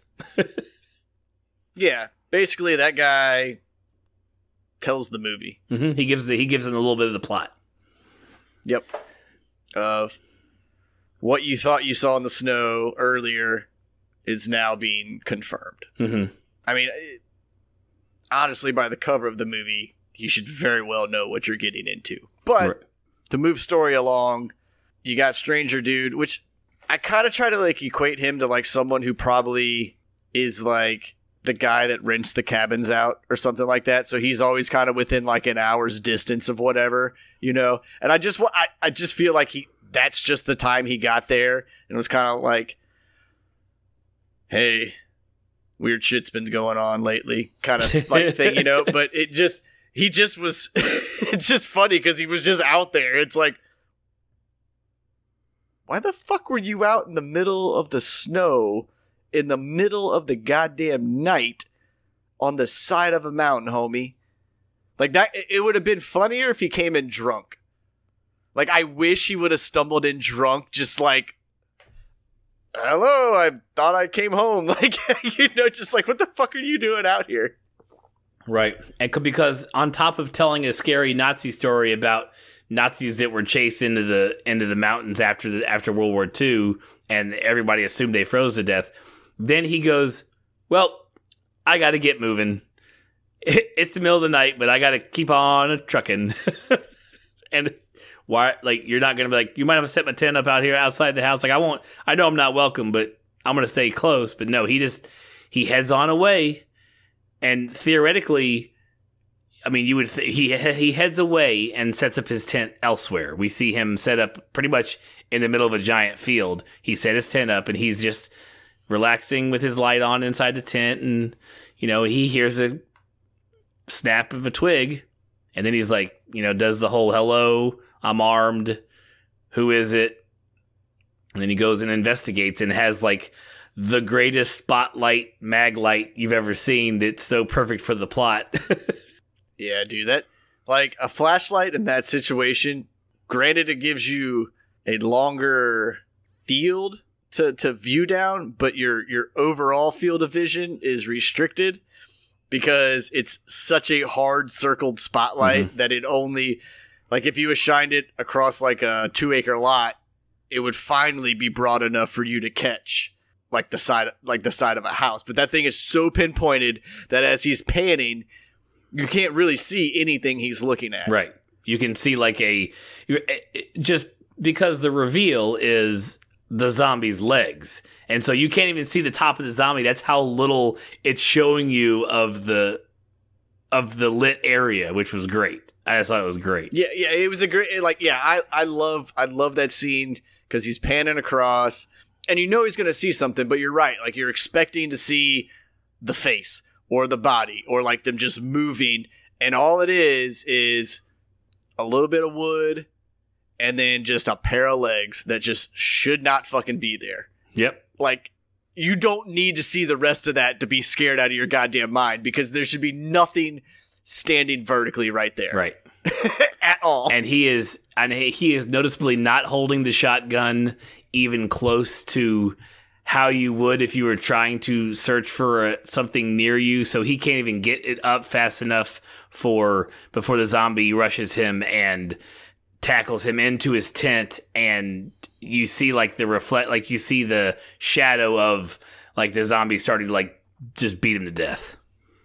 Yes. So, and yeah, these zombies almost always kill first. Like it's some, because like when you watch other zombies movies, it's like a horde will take over and then everybody just kind of starts eating them, right? Or it's like the one guy that's injured and the zombie slowly crawls up and it's like, oh, your stomach's the weakest. I'm going to just start there and eat you while you're alive. And these zombies like punch you and beat you and then kill you. Yeah, like these zombies like beat you fucking unconscious and then they're like, well, guess I'm going to eat his I'm guts. still ticking.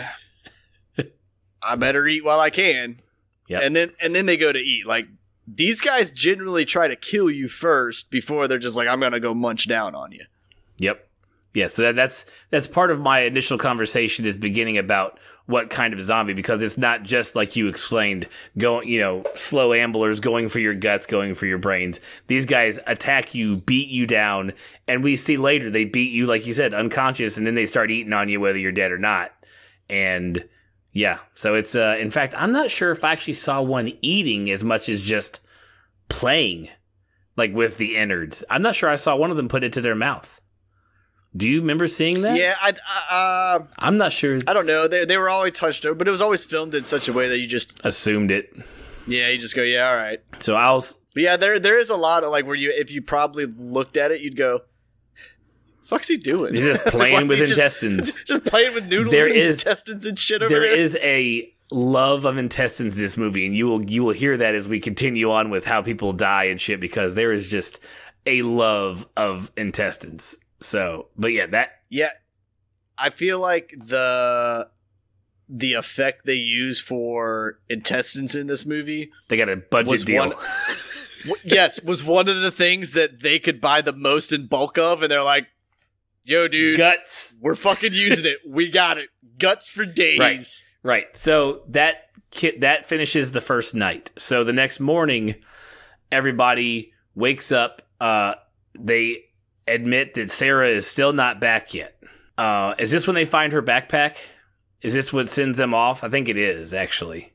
Yeah, because they find her backpack like on the buried in the 10 corner, yards from the house. Yeah, which is weird. So I'm guessing she arrived and then decided to go out, or she arrived and she had to find the box and then stir them up and then get gone and then get attacked, and then they had to put the stuff back and then retreat back to normal town, like to be like back under the snow or whatever, because she didn't get got coming to the cabin. She got there because her pack was there and should have been waiting on them.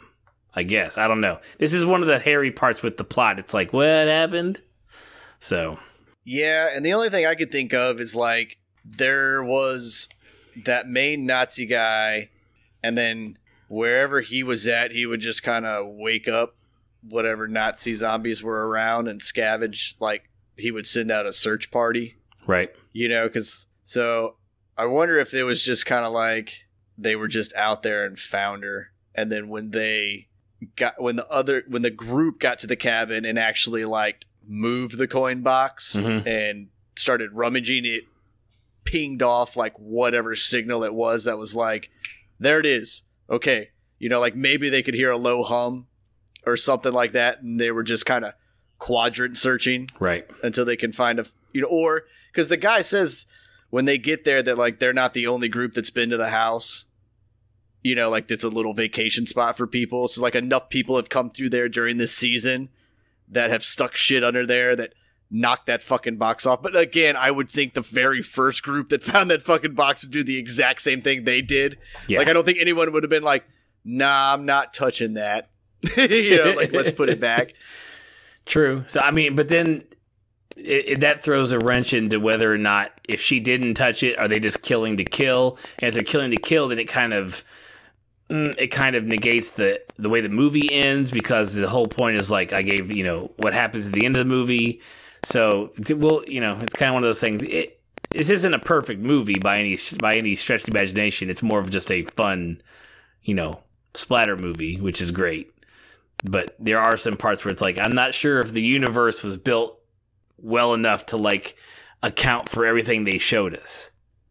I mean, Sarah didn't really have to, like, the whole Sarah character didn't ever have to exist. They could have just found the box and then that'd have been the plot. But then you would have been like, are you retell? Yeah, but you needed a way for everybody to get separated at first. Well, true, because this is what and the search parties for Sarah was the way to do that. True, and that's what happens here is since they find her pack, her boyfriend, his name is Vergard, I believe. Yeah, Vagard. He's the guy who rode it on the snowmobile. He takes it to go looking for her, and everybody else stays. And he's like, "Here's the keys to the car." He's like, "If I'm not back in a day, go get help." That kind of thing. That's his whole plan. So he takes off and he has a romp. He drives that snowmobile so far. He stops and has his lunch, and during his lunch, like he finds the campers, the hikers' tent, and it's like, how far did that guy get? Like hiking that night, like that guy drove that snowmobile for a long montage. yeah, for the amount of snowmobile jumps they showed him doing in the montage, like unless that guy and this happens. Anybody that rides any type of, I guess is it still called an automobile? I don't know, yeah. At that point. But like skateboarders, bike riders, rollerbladers, jet skiers, snowmobilers, like everybody's got a spot. Mm-hmm. Right? And so like I don't know if this was a montage of him just driving a long distance. Right. And they're just showing him jumping, or if it was just kind of like, again, I know he's out looking around, but they're all still under the belief that like, hey, Sarah will be here in a couple fucking minutes. Like, she didn't make it today. Like, no one really seems to be in that much of a rush to really find her. Very true. So I kind of feel like he just like knows the area and he's just out there like snowmobiling, having some fun. And he's like, oh, I like that point up there. Let me go fucking do it. Like, I really don't know how far he got because they don't tell you. Right. But I kind of almost think they filmed it in a way that was just meant to like show him like playing on the snowmobile. But it was, like you said, a longer montage. So your brain goes, damn, dude, this guy's fucking been traveling. Like he's jumped that jump and then 5 minutes later he fucking jumped that one. Like, holy shit, dude, he's had to go so far for these jumps. And then you see the hiker's tent and you go, well, how fucking fast was that guy going then? Because that dude's been gone for like an hour. So what the fuck was this hiker on to get this far away in only really a few hours time because he showed up in the middle of the goddamn night. Exactly, and set his tent up before daybreak. Exactly. So there's just that's the funny stuff that we were picking out as we were watching it. While he stops, has his lunch. He eats it like it's the most delectable bread with cheese. It's all it was, and like eats it like it is. He's at the top of the thing, just he has a nice smirk on his face, just kind of eating his sandwich, and notices the tent. He goes down. That's two things, man. That's two things. That's a guy that's one, really happy, like in life. Like he couldn't just contain him just like going, dude, I'm on a fucking snowmobile right now, up in these mountains, making the movie of my dreams. Like, and two, that is a very, very European thing, man. Like, every European country I've been to, I mean, obviously the portions are not American-sized portions at all. Right. Which, now the way I eat, would find fantastic. I'm like, yeah, dude, that shit'll fill me up for like a fucking week. I'm good, golden.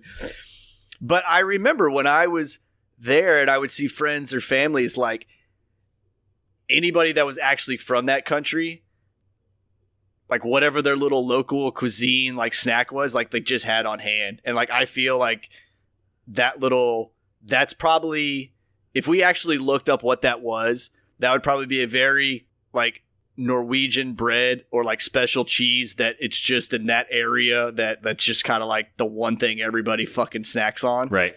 You know, like, I mean, do we have that in like No. In America, man? Like, no, I mean, you have certain towns there's obviously regional food. Right. You know, like, but yeah, we just don't do it like that. No. It's sad sometimes. Europeans have it good sometimes. Yeah. Yeah, man. They do. We don't even have all dressed fries. Figure it out. Someone should write a letter.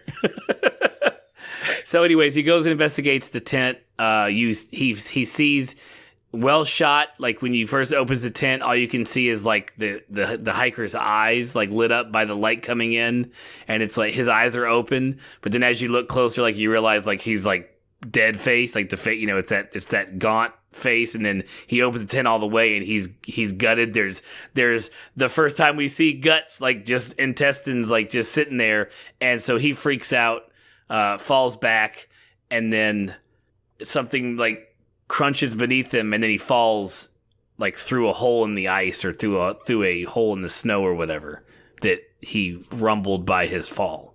Yes. So he's fallen, and we don't know from there what happens, because we cut back to the cabin, and at this point they're still kind of just like having a good old time, and they find this box in the little storage area, and it's a box, and when they open it, it shines much like when John Travolta opened the briefcase in Pulp Fiction. Like it's like gold, like it shines gold light out of the box as they open it.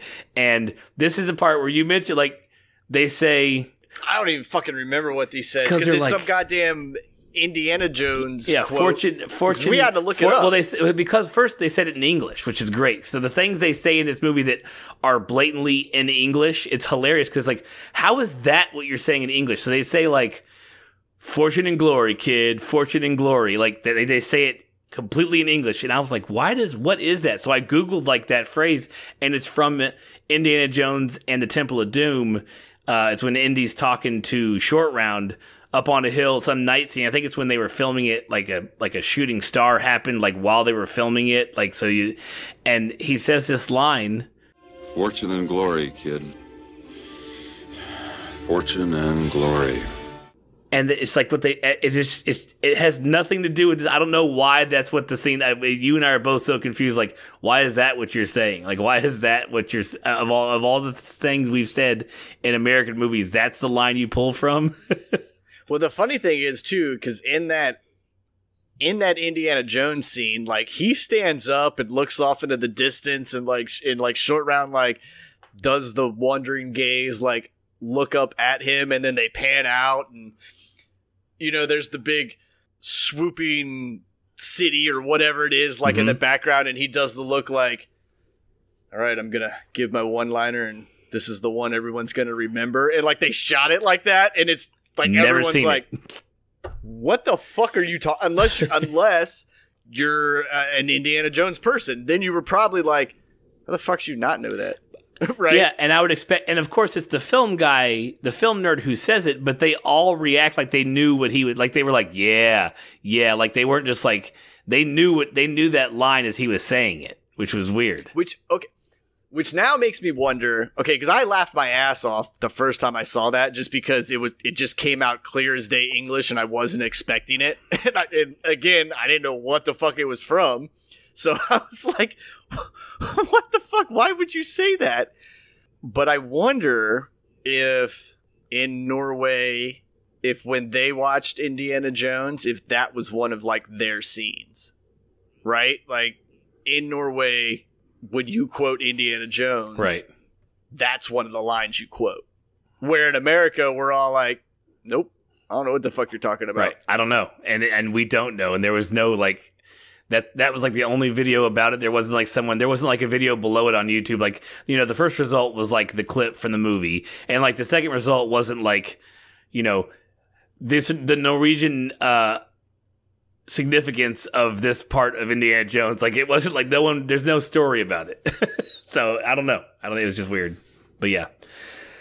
So we have, they find that box. It's full of coins and all kinds of like, you know, trinkets and watches and, you know, just all kinds of expensive stuff. They all start playing with it a little bit, but then they all kind of agree to put it all back, except a few of them keep little pieces here and there. They don't put it all back in the box.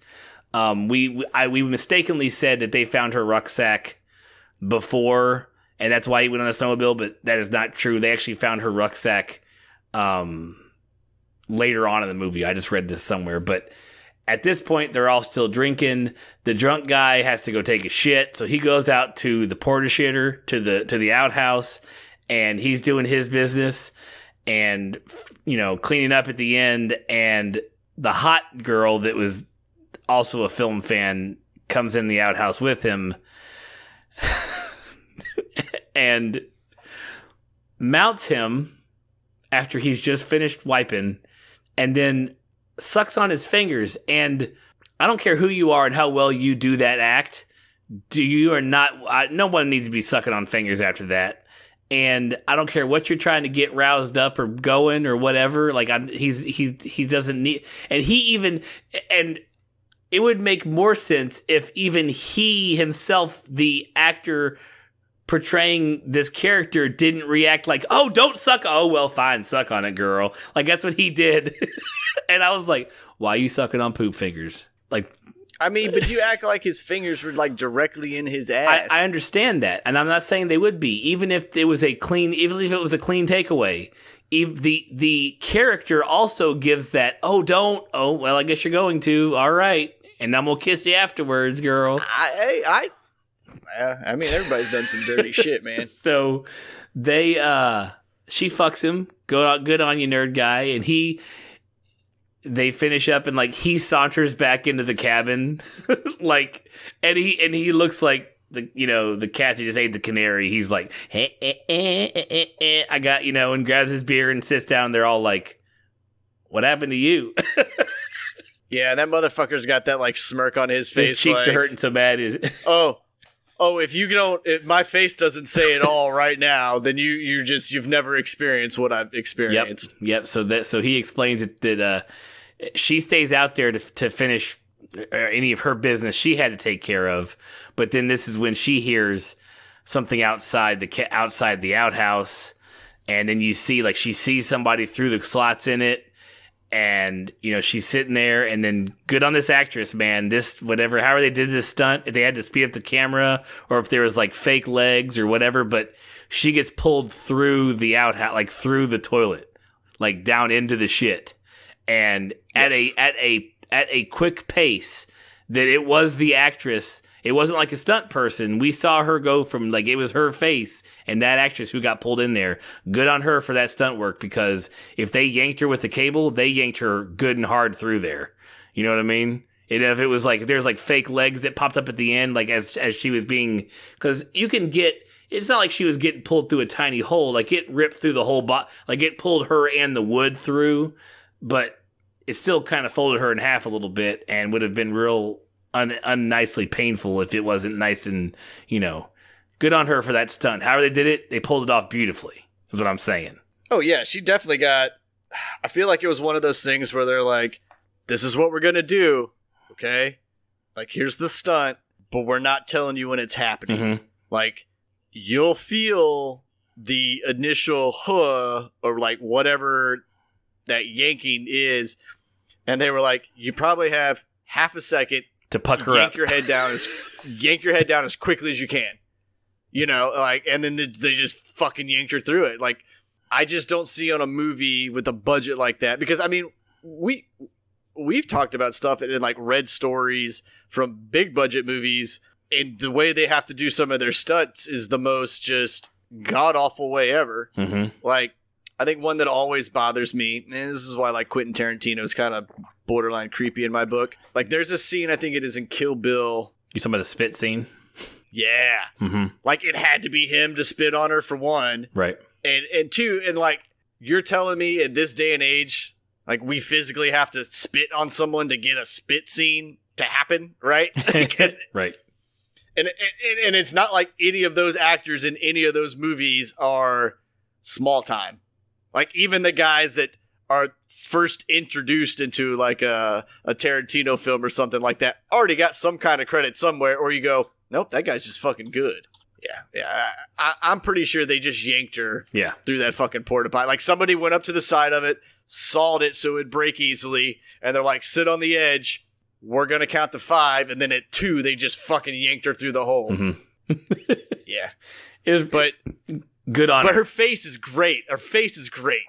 Like it's one of the better scenes in the movie. I didn't think I'd really say someone getting yanked through an outhouse is a better scene in a movie, but it really is. Like, it's cool the way it happens, and her look is genuine. And I don't think she acted that surprised, right, going down like that. And then it kind of adds to the whole Nazis coming from the snow. Like, do they just got tunnels going? Like, because she saw eyes and then he scurried off. It wasn't. But the way she gets yanked down, that means there was zombie. Someone just chilling in there, basically. Right. It's like, all right, it's warm in here. Let's go get her. Yeah. And so a few minutes later, and she climbs out of the porta shitter, from where she got yanked in, and she's covered in shit. And she's been gutted, at least somewhat, because she's holding her stomach and having a rough time screaming. But she's trying to walk back to the cabin to get back there by. She's hollering, and in the cabin they're playing loud, like what did you call it, like black metal, death metal? What was it? What type of it? You said there's like 8. They were, since they were in Norway, I was like, it's probably got to be some black metal going on there. Yeah, so they're playing some loud black metal, but like the girl who's the girlfriend of the one of the other guys, she thinks she hears something, so it's that whole like, oh wait, turn the music off, and then because the girl's screaming, and then they turn it off, and then she doesn't scream. Yeah, it's that thing that happens every time you're home alone, and you decide to like either watch a scary movie. And you put yourself on edge. So, like, you try to watch something funny or turn your music up and play some games, and then you go, the fuck did I just hear? So then you turn everything down, and you don't hear it. And you're like, ha! Being a jackass. Turn everything back up, and boom, there's the fucking noise again. And you're like, all right, I fucking heard it this time. What the hell was that? And that always seems to happen, too, like when you decide to just be, like, naked in your house.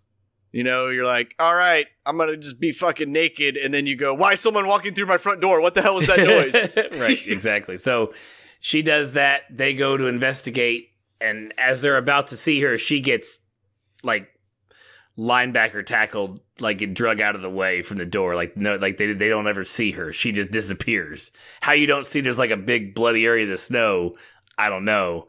But she gets knocked out of the way as soon as they open the door to look. And she's not there. Yep, gone. And then the guys go to investigate, and this is when they find Sarah's rucksack. That's right. And they bring it back in, and then they're all kind of starting to get a little bit freaked out.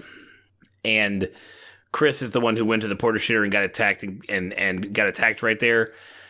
They're starting to freak out. And at this point, like they're looking out the windows, and the girlfriend is looking out the window, and okay, hold on. Go ahead. Before you tell this part, when you hear something outside your window, right? What's the first thing you do before you look outside? Well, I turn the lights off because you can't see shit outside. Goddamn right. You turn the motherfucking lights off so you can see outside. And all four of those jackasses, like whatever lamp or light they had going on, are all just staring at their own fucking reflection in that window because you can't see shit outside. Yep. You can go ahead and tell what happens next. No, you do it. Okay, I'm better at it. I'm not really that good at it. I apologize. You do. Like, I'm good at chiming in and being like, oh yeah, this scene, blah, blah, blah, blah, blah. But like, to tell the story, that's your bread and butter, man. I'm never stepping on that. All right, it's all me. So she's looking out the window, and Chris's head raises up, eyes open, hair's a little disheveled, but looking okay at the moment for a hot second, and then she realizes as the head's coming up that it's only her head. And the reveal. So this is the part where not only we've been talking about it, these zombies are also fucking with you.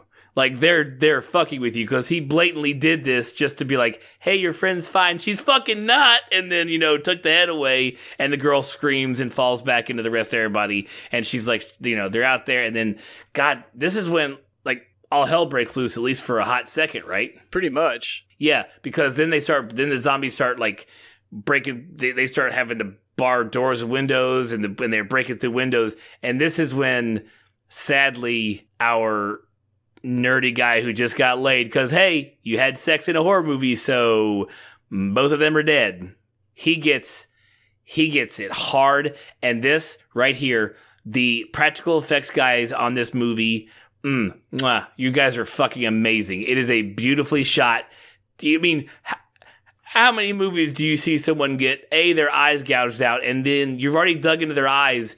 The zombie continues to rip their head open. Yeah, it was like it was. I mean, he used the eye holes to rip his head in half. Yeah, it was on par with like that asshole kid that doesn't know how to open a bag of chips properly and like just grabs it from the middle and just rips it apart, and all of the chips go flying the fuck out everywhere. Like, that is essentially what the zombies did to his head. To that dude's head. Yeah, and it's bad, and it's gross, and he's screaming for a lot of it, and they are all, like, trying to drag him back in the window, and good on the practical effects guys, because it is gruesome, it is grotesque. They do not... They show you... They don't like do like some quick cuts where you like, oh yeah, I saw a quick quarter of a second shot of him getting his head ripped open. It's a good shot of it. Like, you don't have to guess at what you saw, to the point where like some brains like flop on the floor at the end. Yeah, and the special effects team in this, they did a fantastic job throughout the whole movie. Mm-hmm. Like, from the Nazi zombie makeup to limbs being ripped off, to guts coming out, to heads exploding. I mean, whoever did it really enjoyed like what they were doing. I mean, I have to believe that it wasn't someone that's just that skilled and was like, all right. Like, I feel like the guy that made that shit was like, dude, you guys are going to fucking love what I just cooked I would love up. to see the behind the scenes for that, because there wasn't any behind the scenes stuff of it that I saw out there to watch, but I would love to see that shot, like the build up to that shot, like what they did. I would love to see that, because it was great. I mean, even to the point where like that'd be pretty sweet. The one eye, like when he stabbed his finger into the one eye, it was like bleeding, but like the other eye, it was just like eye juice. Like, it wasn't blood coming out of both eyes like you normally see when you see somebody do, like, your eyes have fluid in them. And this one, they were like, it was just leaking the fluid. I was like, oh, I was like, that's great. That's great. So, yeah, so he's dead. They finally get the place boarded up and sealed off enough that the zombies aren't coming back in. And They survive the night. So they make it through the night. The four of them are left. They're kind of just cowering in a corner without their boots on, by the way. Yeah, right. That was one of the if you're gonna knock a continuity issue, man, that was a big one right there, because they really hype up how cold this place is. Mm-hmm. And then, first example is when the dude on the snowmobile gets to the cabin, he immediately takes his gloves off. Right.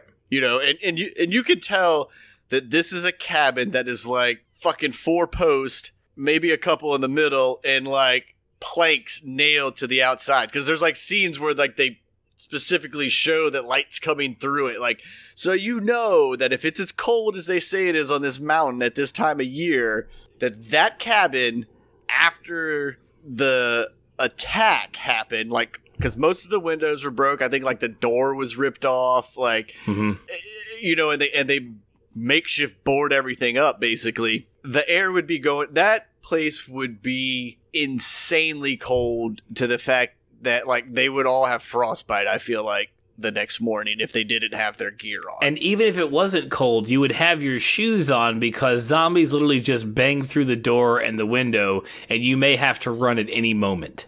Yeah, yes, and before I even worry about my feet freezing off, yeah, I would be putting boots on to make sure I could get the fuck out of Dodge when I needed to. Right.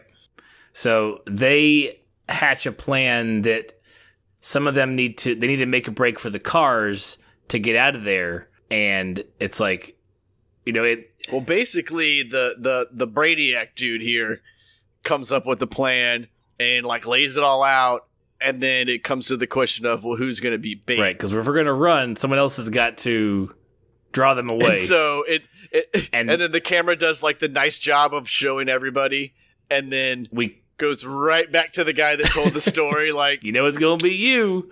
And it pans into him and then pans out, and you see him out there being bait. Yeah, they may start running, I think. Yeah, they go directly to them, and then you see them like banging pots and pans, and then the girls are running. Yeah, because it shows his face, and you're like laughing, going, "Ha, you're the one with the idea, and you got to be the bait." And then it's the two guys out there, and then it shows them making noise, and then running off to like hide real quick, like they jump over the side of like that snowdrift, and then I think it goes back to the guy who fell through the hole. Right. Yes, and then it goes back to the snowmobile. So the snowmobile guy who fell through the hole, he is in a cave. He can't really tell what's going on, but then so he runs out. We get a quick like Rambo montage of him like tearing a cloth, dipping it into the gas tank, wrapping it around a stick, lighting on a fire. Boom! I got a torch. So now he takes a torch back into the cave that he was in, and he sees like every Nazi propaganda. There's flags and boots and helmets and guns and all types of. There's heavy machine guns. There's the small handheld ones. Everything Nazi you can ever think of in this cave, and he's like, "Oh shit!" Yeah. So this unfortunate soul finds out that creepy hiker guy's story was true, but he doesn't know that they're still kicking. Right. So like he just has the like, oh my god, Nazis were on this fucking mountain, and I'm the guy that just found the secret fucking bunker. Like, what's behind door number 1? Not sure I want to find out. And at the end of his search, he comes across Sarah's head. His girl, his and this right. is his girlfriend. They were the ones that were together, and he's noticeably upset. But he's not given much time to be sad because he gets attacked by another zombie that's in the cave with him. He runs out. A fight ensues, and he gets wounded. He gets bit on the neck at some. It's really cool because like during the fight, like he's getting punched, then the zombie bites him, and then like he bites the zombie, like rips off part of the zombie, like madly like rips it off of him and spits it out, and the zombie goes to bite him and bites his coat and gets a bunch of feathers, and it's kind of like a slapstick thing, and the zombie's like, what the shit, and then the zombie comes back to bite him again, and he bites the zombie. Yeah, because then he latches like onto the zombie's cheek and like rips it off. Right. So then he's running away from it. The zombie had pulled a knife and he stabs the zombie in the eye with the knife, and that zombie's running after him, gets stuck on a tree, and then another zombie attacks him. But as the zombie's like rushing for him, the zombie who fell against a tree like has some more, as we said, intestines like hanging out, and then the zombie hits him. He grabs the intestines on the way over the cliff, and then the intestines like are his rope keeping him from falling off the cliff. Like falling to his death with a zombie hanging. So you have two full body masses, his and the zombie who tackled him off the cliff, hanging by this other zombie's intestines. Yeah, and the zombie that's hanging on to the guy is like down there, like feverishly, like gnawing and clawing up him at the same time. Yep. And then I think bites him on the neck. Yeah, he gets him on the neck, and you're like, oh shit, dude, this guy's done. But then he headbutts the zombie like off of him, and that zombie falls away down the. Yep, and so down the cliffside that zombie goes, and then he basically pulls himself up on his intestines.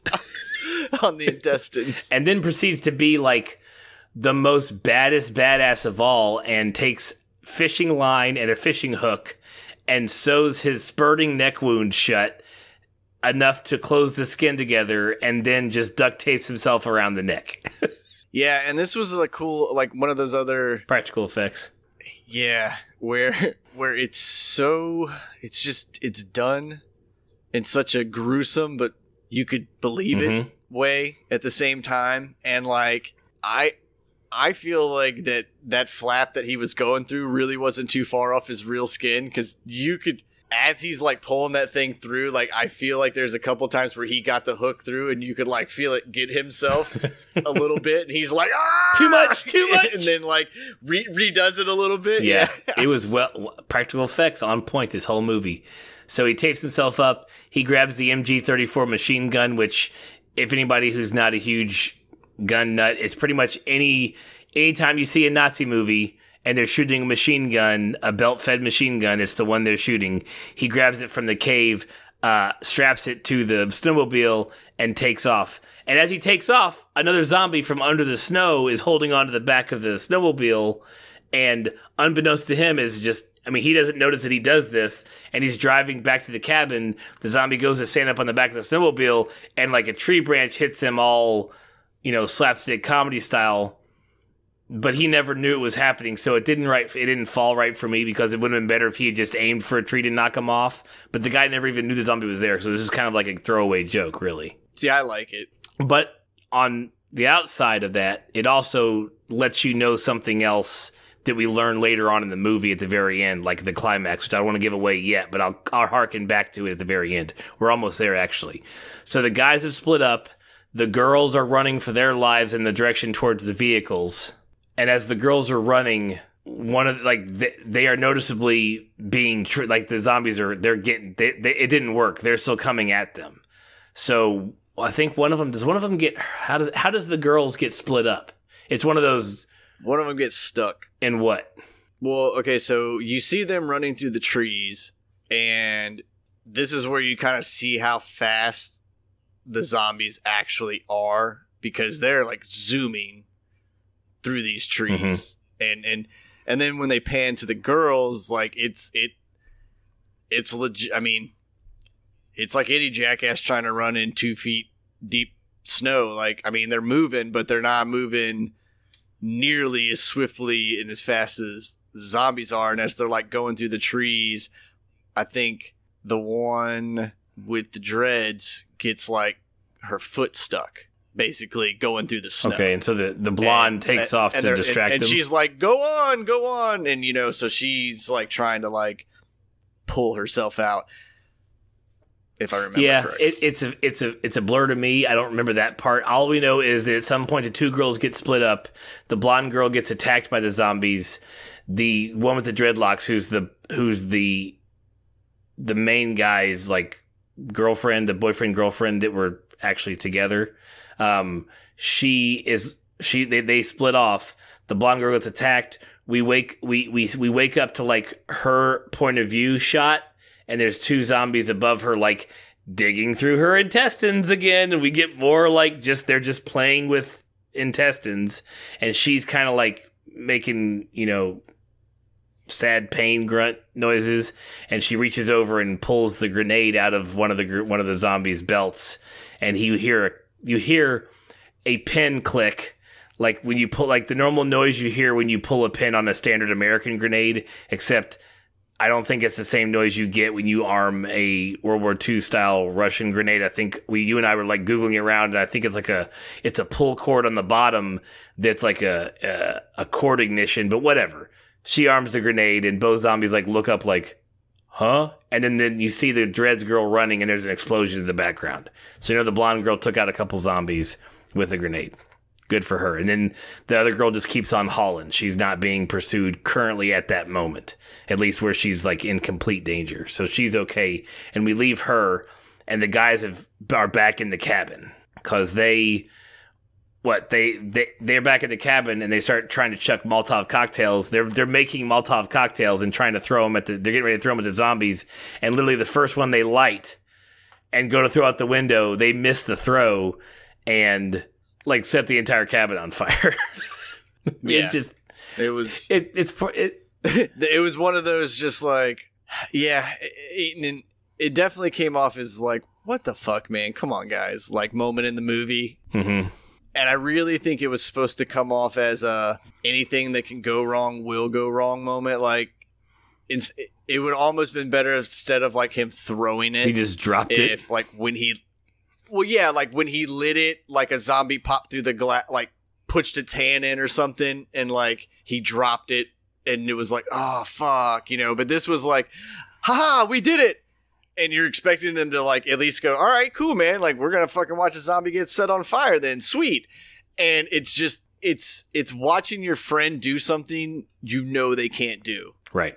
Like the guy that threw it had never played baseball or anything. Like he just didn't have the like. And it makes you and it makes you go as a person who's thrown something straight in my life. Go, why the fuck would you guys let this guy do it? Like, I know they were supposed to be doctors or whatever, but I mean, they all seemed athletically capable people, and it was just the worst throw you could possibly imagine. I can see myself doing that, actually.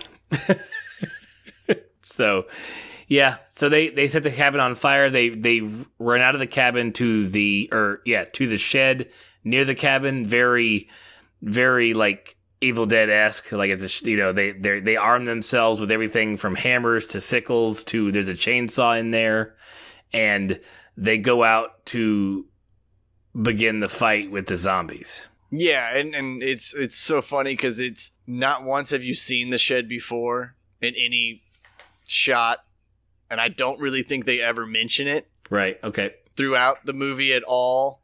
And then, I mean, I guess maybe at first you would go, oh, that's where the snowmobile came from. But no, the snowmobile came from down on the mountain. So it's just like this shed just magically appeared and was like, it's almost like you were in a Zelda thing and you went through the secret wall. And like there was just a treasure trove of hearts and guns and swords and shields and whatever the fuck you need to make it through the next event in your life. If it was in the shot, they definitely didn't do enough to separate it from the outhouse. So if we had seen it before, it wasn't noticeably like, oh, there's the outhouse and there's the shed. Like they didn't really do that. Yeah. But yeah. So the main group of zombies attack. They fend them off. They do a bunch of, people are getting whacked with hammers, bunch of good special effects, like practical effects. The guy wielding the hammer is just like, there's one shot where he's just got a zombie just a head. There's only like half a head on this zombie body. He's just cramming away with the hammer. The chainsaws, all the chainsaw chops are real great and lots of blood going everywhere and everybody's just all sorts of messed up. And then I think this is also where you get like the hammer and sickle scene in the fight. Right. Too. Because Vergard is because or not Vergard, Martin or whichever one of the two that started. Yeah. He's holding a hammer and a sickle. Yeah, and so like when he goes to run to like, because there's a zombie that's like trapped in the snow or whatever, its head's just up there for easy pickings, and as he comes running at it, he like crosses the hammer and sickle like for Russia, and which is cool because then if you watch Dead Snow 2, that's like a cool tie-in to it. Nice, right there, and but it also like ties into the story that the crazy guy was talking that these Nazis retreated here looking for certain stuff, but they were sent here because this is when the Russians were bearing down and it was like a last ditch effort. So when you really think about it, for that guy to throw the hammer and sickle at that zombie before he took it to him was kind of like, haha, fuck you, right. dude. And so they survived the first wave, but then the Nazi general, the main guy in charge, sends another wave, and as they're getting ready to go, okay, we got to fight him again, the guy on the snowmobile shows up with his machine gun and just lays waste to the next group that's coming towards them. Yep, he mows them all down, yells duck. Yeah, I think he yells duck, I think. Whatever, yeah, whatever word for duck is, it seemed to be pretty universal. Yep, and then during the ensuing fight, the guy in the snowmobile gets attacked by multiple zombies with their Nazi bayonets, and then they proceed to rip him apart. Like 5 of them grab him. Yeah, they quartered him. Yeah. Well, quarter would have 4, but they actually tore his head off too, making it a what would you call, because quarter is 4, so what would you call 5? Me don't mess. Yeah, I don't know. Yeah, it's not a. So yeah. Anyways, they tear him they tear his head and his arms and legs off and kill him. And then fighting the 2 main guys who were the bait originally start fighting them more. And then during the fight, like as they're finishing him off, I think the guy with the chainsaw actually has switched to like an axe now. And all of a sudden there's a hand on his back and he turns around and swings the axe. And it's his girlfriend. Like it's the one who survived with the 2 girls running. She had come back to the cabin and he hacks her right in where your neck meets your shoulder blades. Like you're not pulling that out. Yeah. And I know what this scene was trying to do. It was trying to show the like caught up in the moment, swing at everything of just pure survival mode. But this guy was going so hard at whatever zombie that he was laying into. Any person in any state of mind sees someone doing what he was doing in this movie, doesn't just go up and throw a hand on their shoulder like, what up, dude? You yell, like, from a far distance. Every instinct in your body goes, don't get fucking close to him right now. That's really stupid. And so the way it happens, it's kind of dumb. It's like it makes it less impactful. This is one of the scenes that takes you out of the movie slightly, because you just go, all right, I know you guys wanted, I guess, everybody to die in this movie, or there be to only be one kind of vibe or whatever, but you're telling me in this whole script you couldn't have just written her in dying with the zombies some other way, like her, especially because she made it that far. I know it's supposed to show there's no hope, like no way out kind of thing, but it's just it's so offhanded. Yeah, like it just, you go, no one would fucking do that, man. There's 10 other ways you could have dispensed her and still had it impactful in him, like watch her die and like be there with her and cry over her while she dies and during this scene, because the whole point is there's a whole nother wave of zombies coming, and he's not pulling. His buddy's like, dude, like there's more coming, and he's just watching her die because he won't pull his weapon out because he knows it's going to kill her even faster. And so he waits to like the last second to like pull the blade out, and she's already died. And then at this point, well, this is when he mows down pretty much all the zombies, like with a shotgun. He doesn't even pull the blade out. He pulls his shotgun that he had on his back, and he blows down the next crew that's rushing towards him. That's right. Yeah, so there's like a set of 5 that are like ready to run in, and like before they even get remotely close, he just blows them all away, mows them all down. And that's when the general dude is like, all right, enough of this shit, and like screams, the Norwegian arise. Right. And all of a sudden, holes just basically open up like every 10 fucking feet. And there's zombies just and it's a zombie crawling out. So basically, you know that this whole, you're supposed to get the impression that this whole mountainside just has fucking Nazis buried. Yeah, and that's what I was saying with so earlier with the snowmobile scene, the zombie who grabs onto the back of the snowmobile, that's just pretty much, now we know that, oh, there's just zombies. You're just walking on zombies. There's just zombies everywhere, just in the snow waiting to be called on. Yeah, well, at least in the snowmobile scene, like, yeah, it shows the, oh man, they're just kind of, they might be just hanging out on the ground, but you're also like, well, he was just right by a Nazi facility. So you're kind of like, another straggler. But this scene just brings it all home. It's like, hey, all right, you killed like 30 of my dudes, but here's what I'm going to do for you.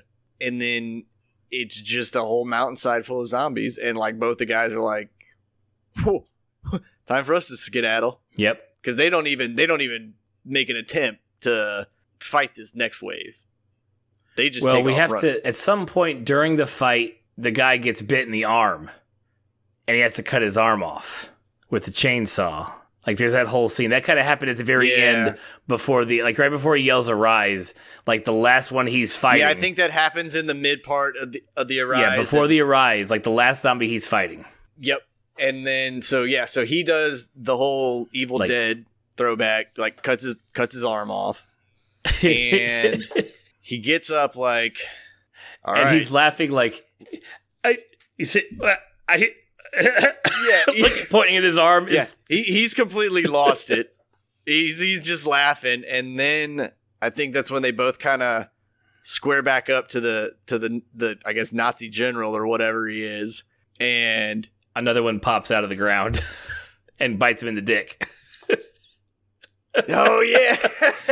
Yeah, and so right. after his friend was like, no, don't cut your arm off, and he's like, no, it's I have to. Remember what he said? It'll transfer. And he's like, okay. And then the zombie bites him on the dick, and he's like,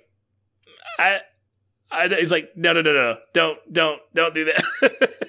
So it was actually I was not expecting to laugh at that point, but it was pretty funny. But yeah, so then he calls the zombies up, and then they put two and two together. I think because he saw the general pull like one of the trinkets, like it was like a stopwatch or a pocket watch out of like either his pocket, or he collected it off one of the other people who were already dead.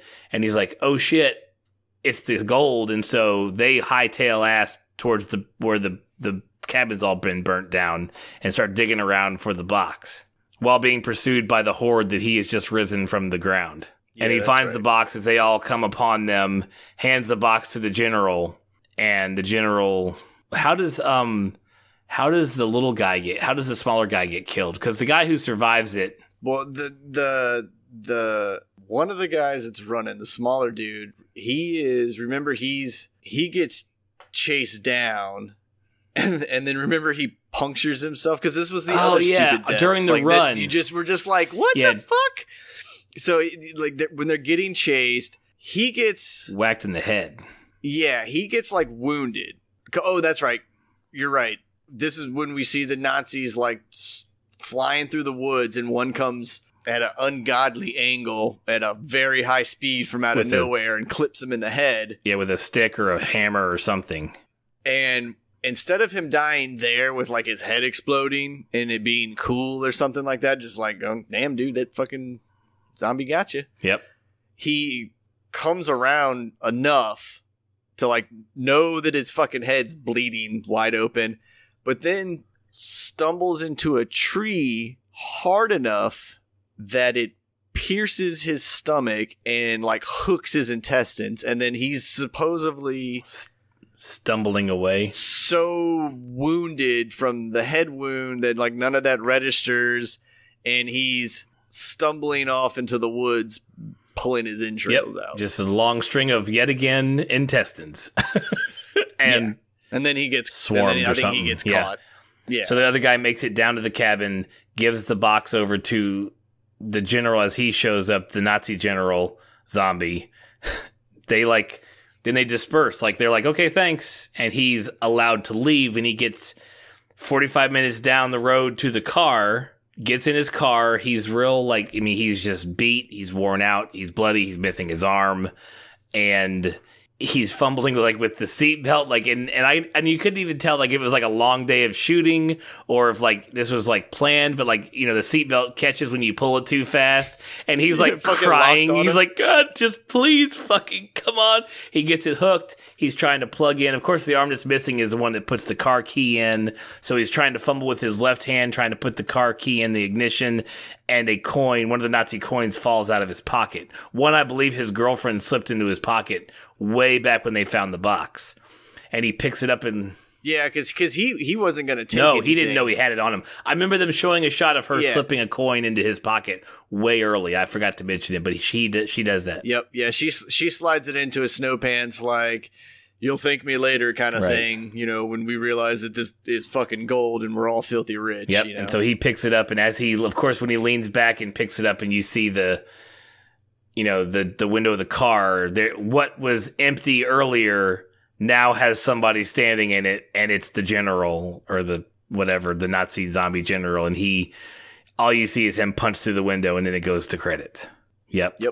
Great pick, sir. It is a great movie. If you have not seen this movie and listened to all of us tell the whole story, go watch it. It is so good, and it's just enjoy it. Don't get too, we picked on the parts that deserve picking on because it doesn't quite make sense, but we're trying to make sense of a great just splatter film. So just go watch it. It's fun. Yeah, and if you want to watch a good sequel, I need to check out Dead Snow 2.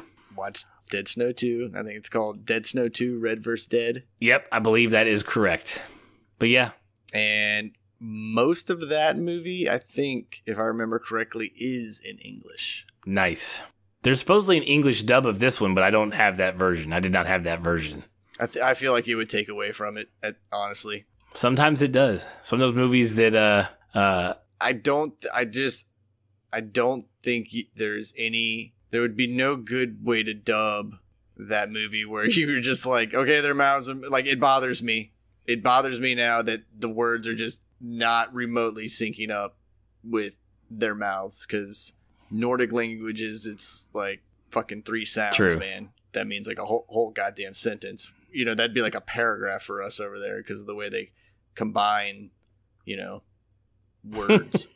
Well, yeah, that happened to me on a movie called The Wave, which is another Norwegian film. I think it's Norwegian, but it's actually based on a true event. Did I talk about this in an earlier podcast? Nah, man, let's keep it going, dude. We got a lot of shit covered in this pod. It's a long one.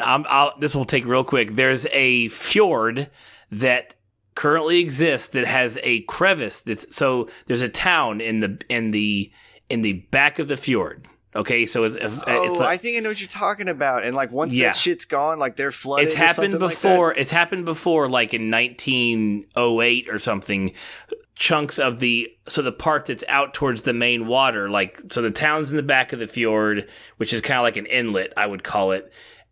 There's a rock structure towards the front that has a crevice in it, and in the past, a large portion of the rock has fallen into the water, which has created a tidal wave, which has destroyed the town. But in human ingenuity, they rebuilt the town it'll never happen again. Well, there's another fissure that they literally have people who are measuring how far it's come this year, how far it's breaking apart. And it's not if, it's when this chunk is going to fall into the water, it's going to happen again in real life. This is real, you can go look this up.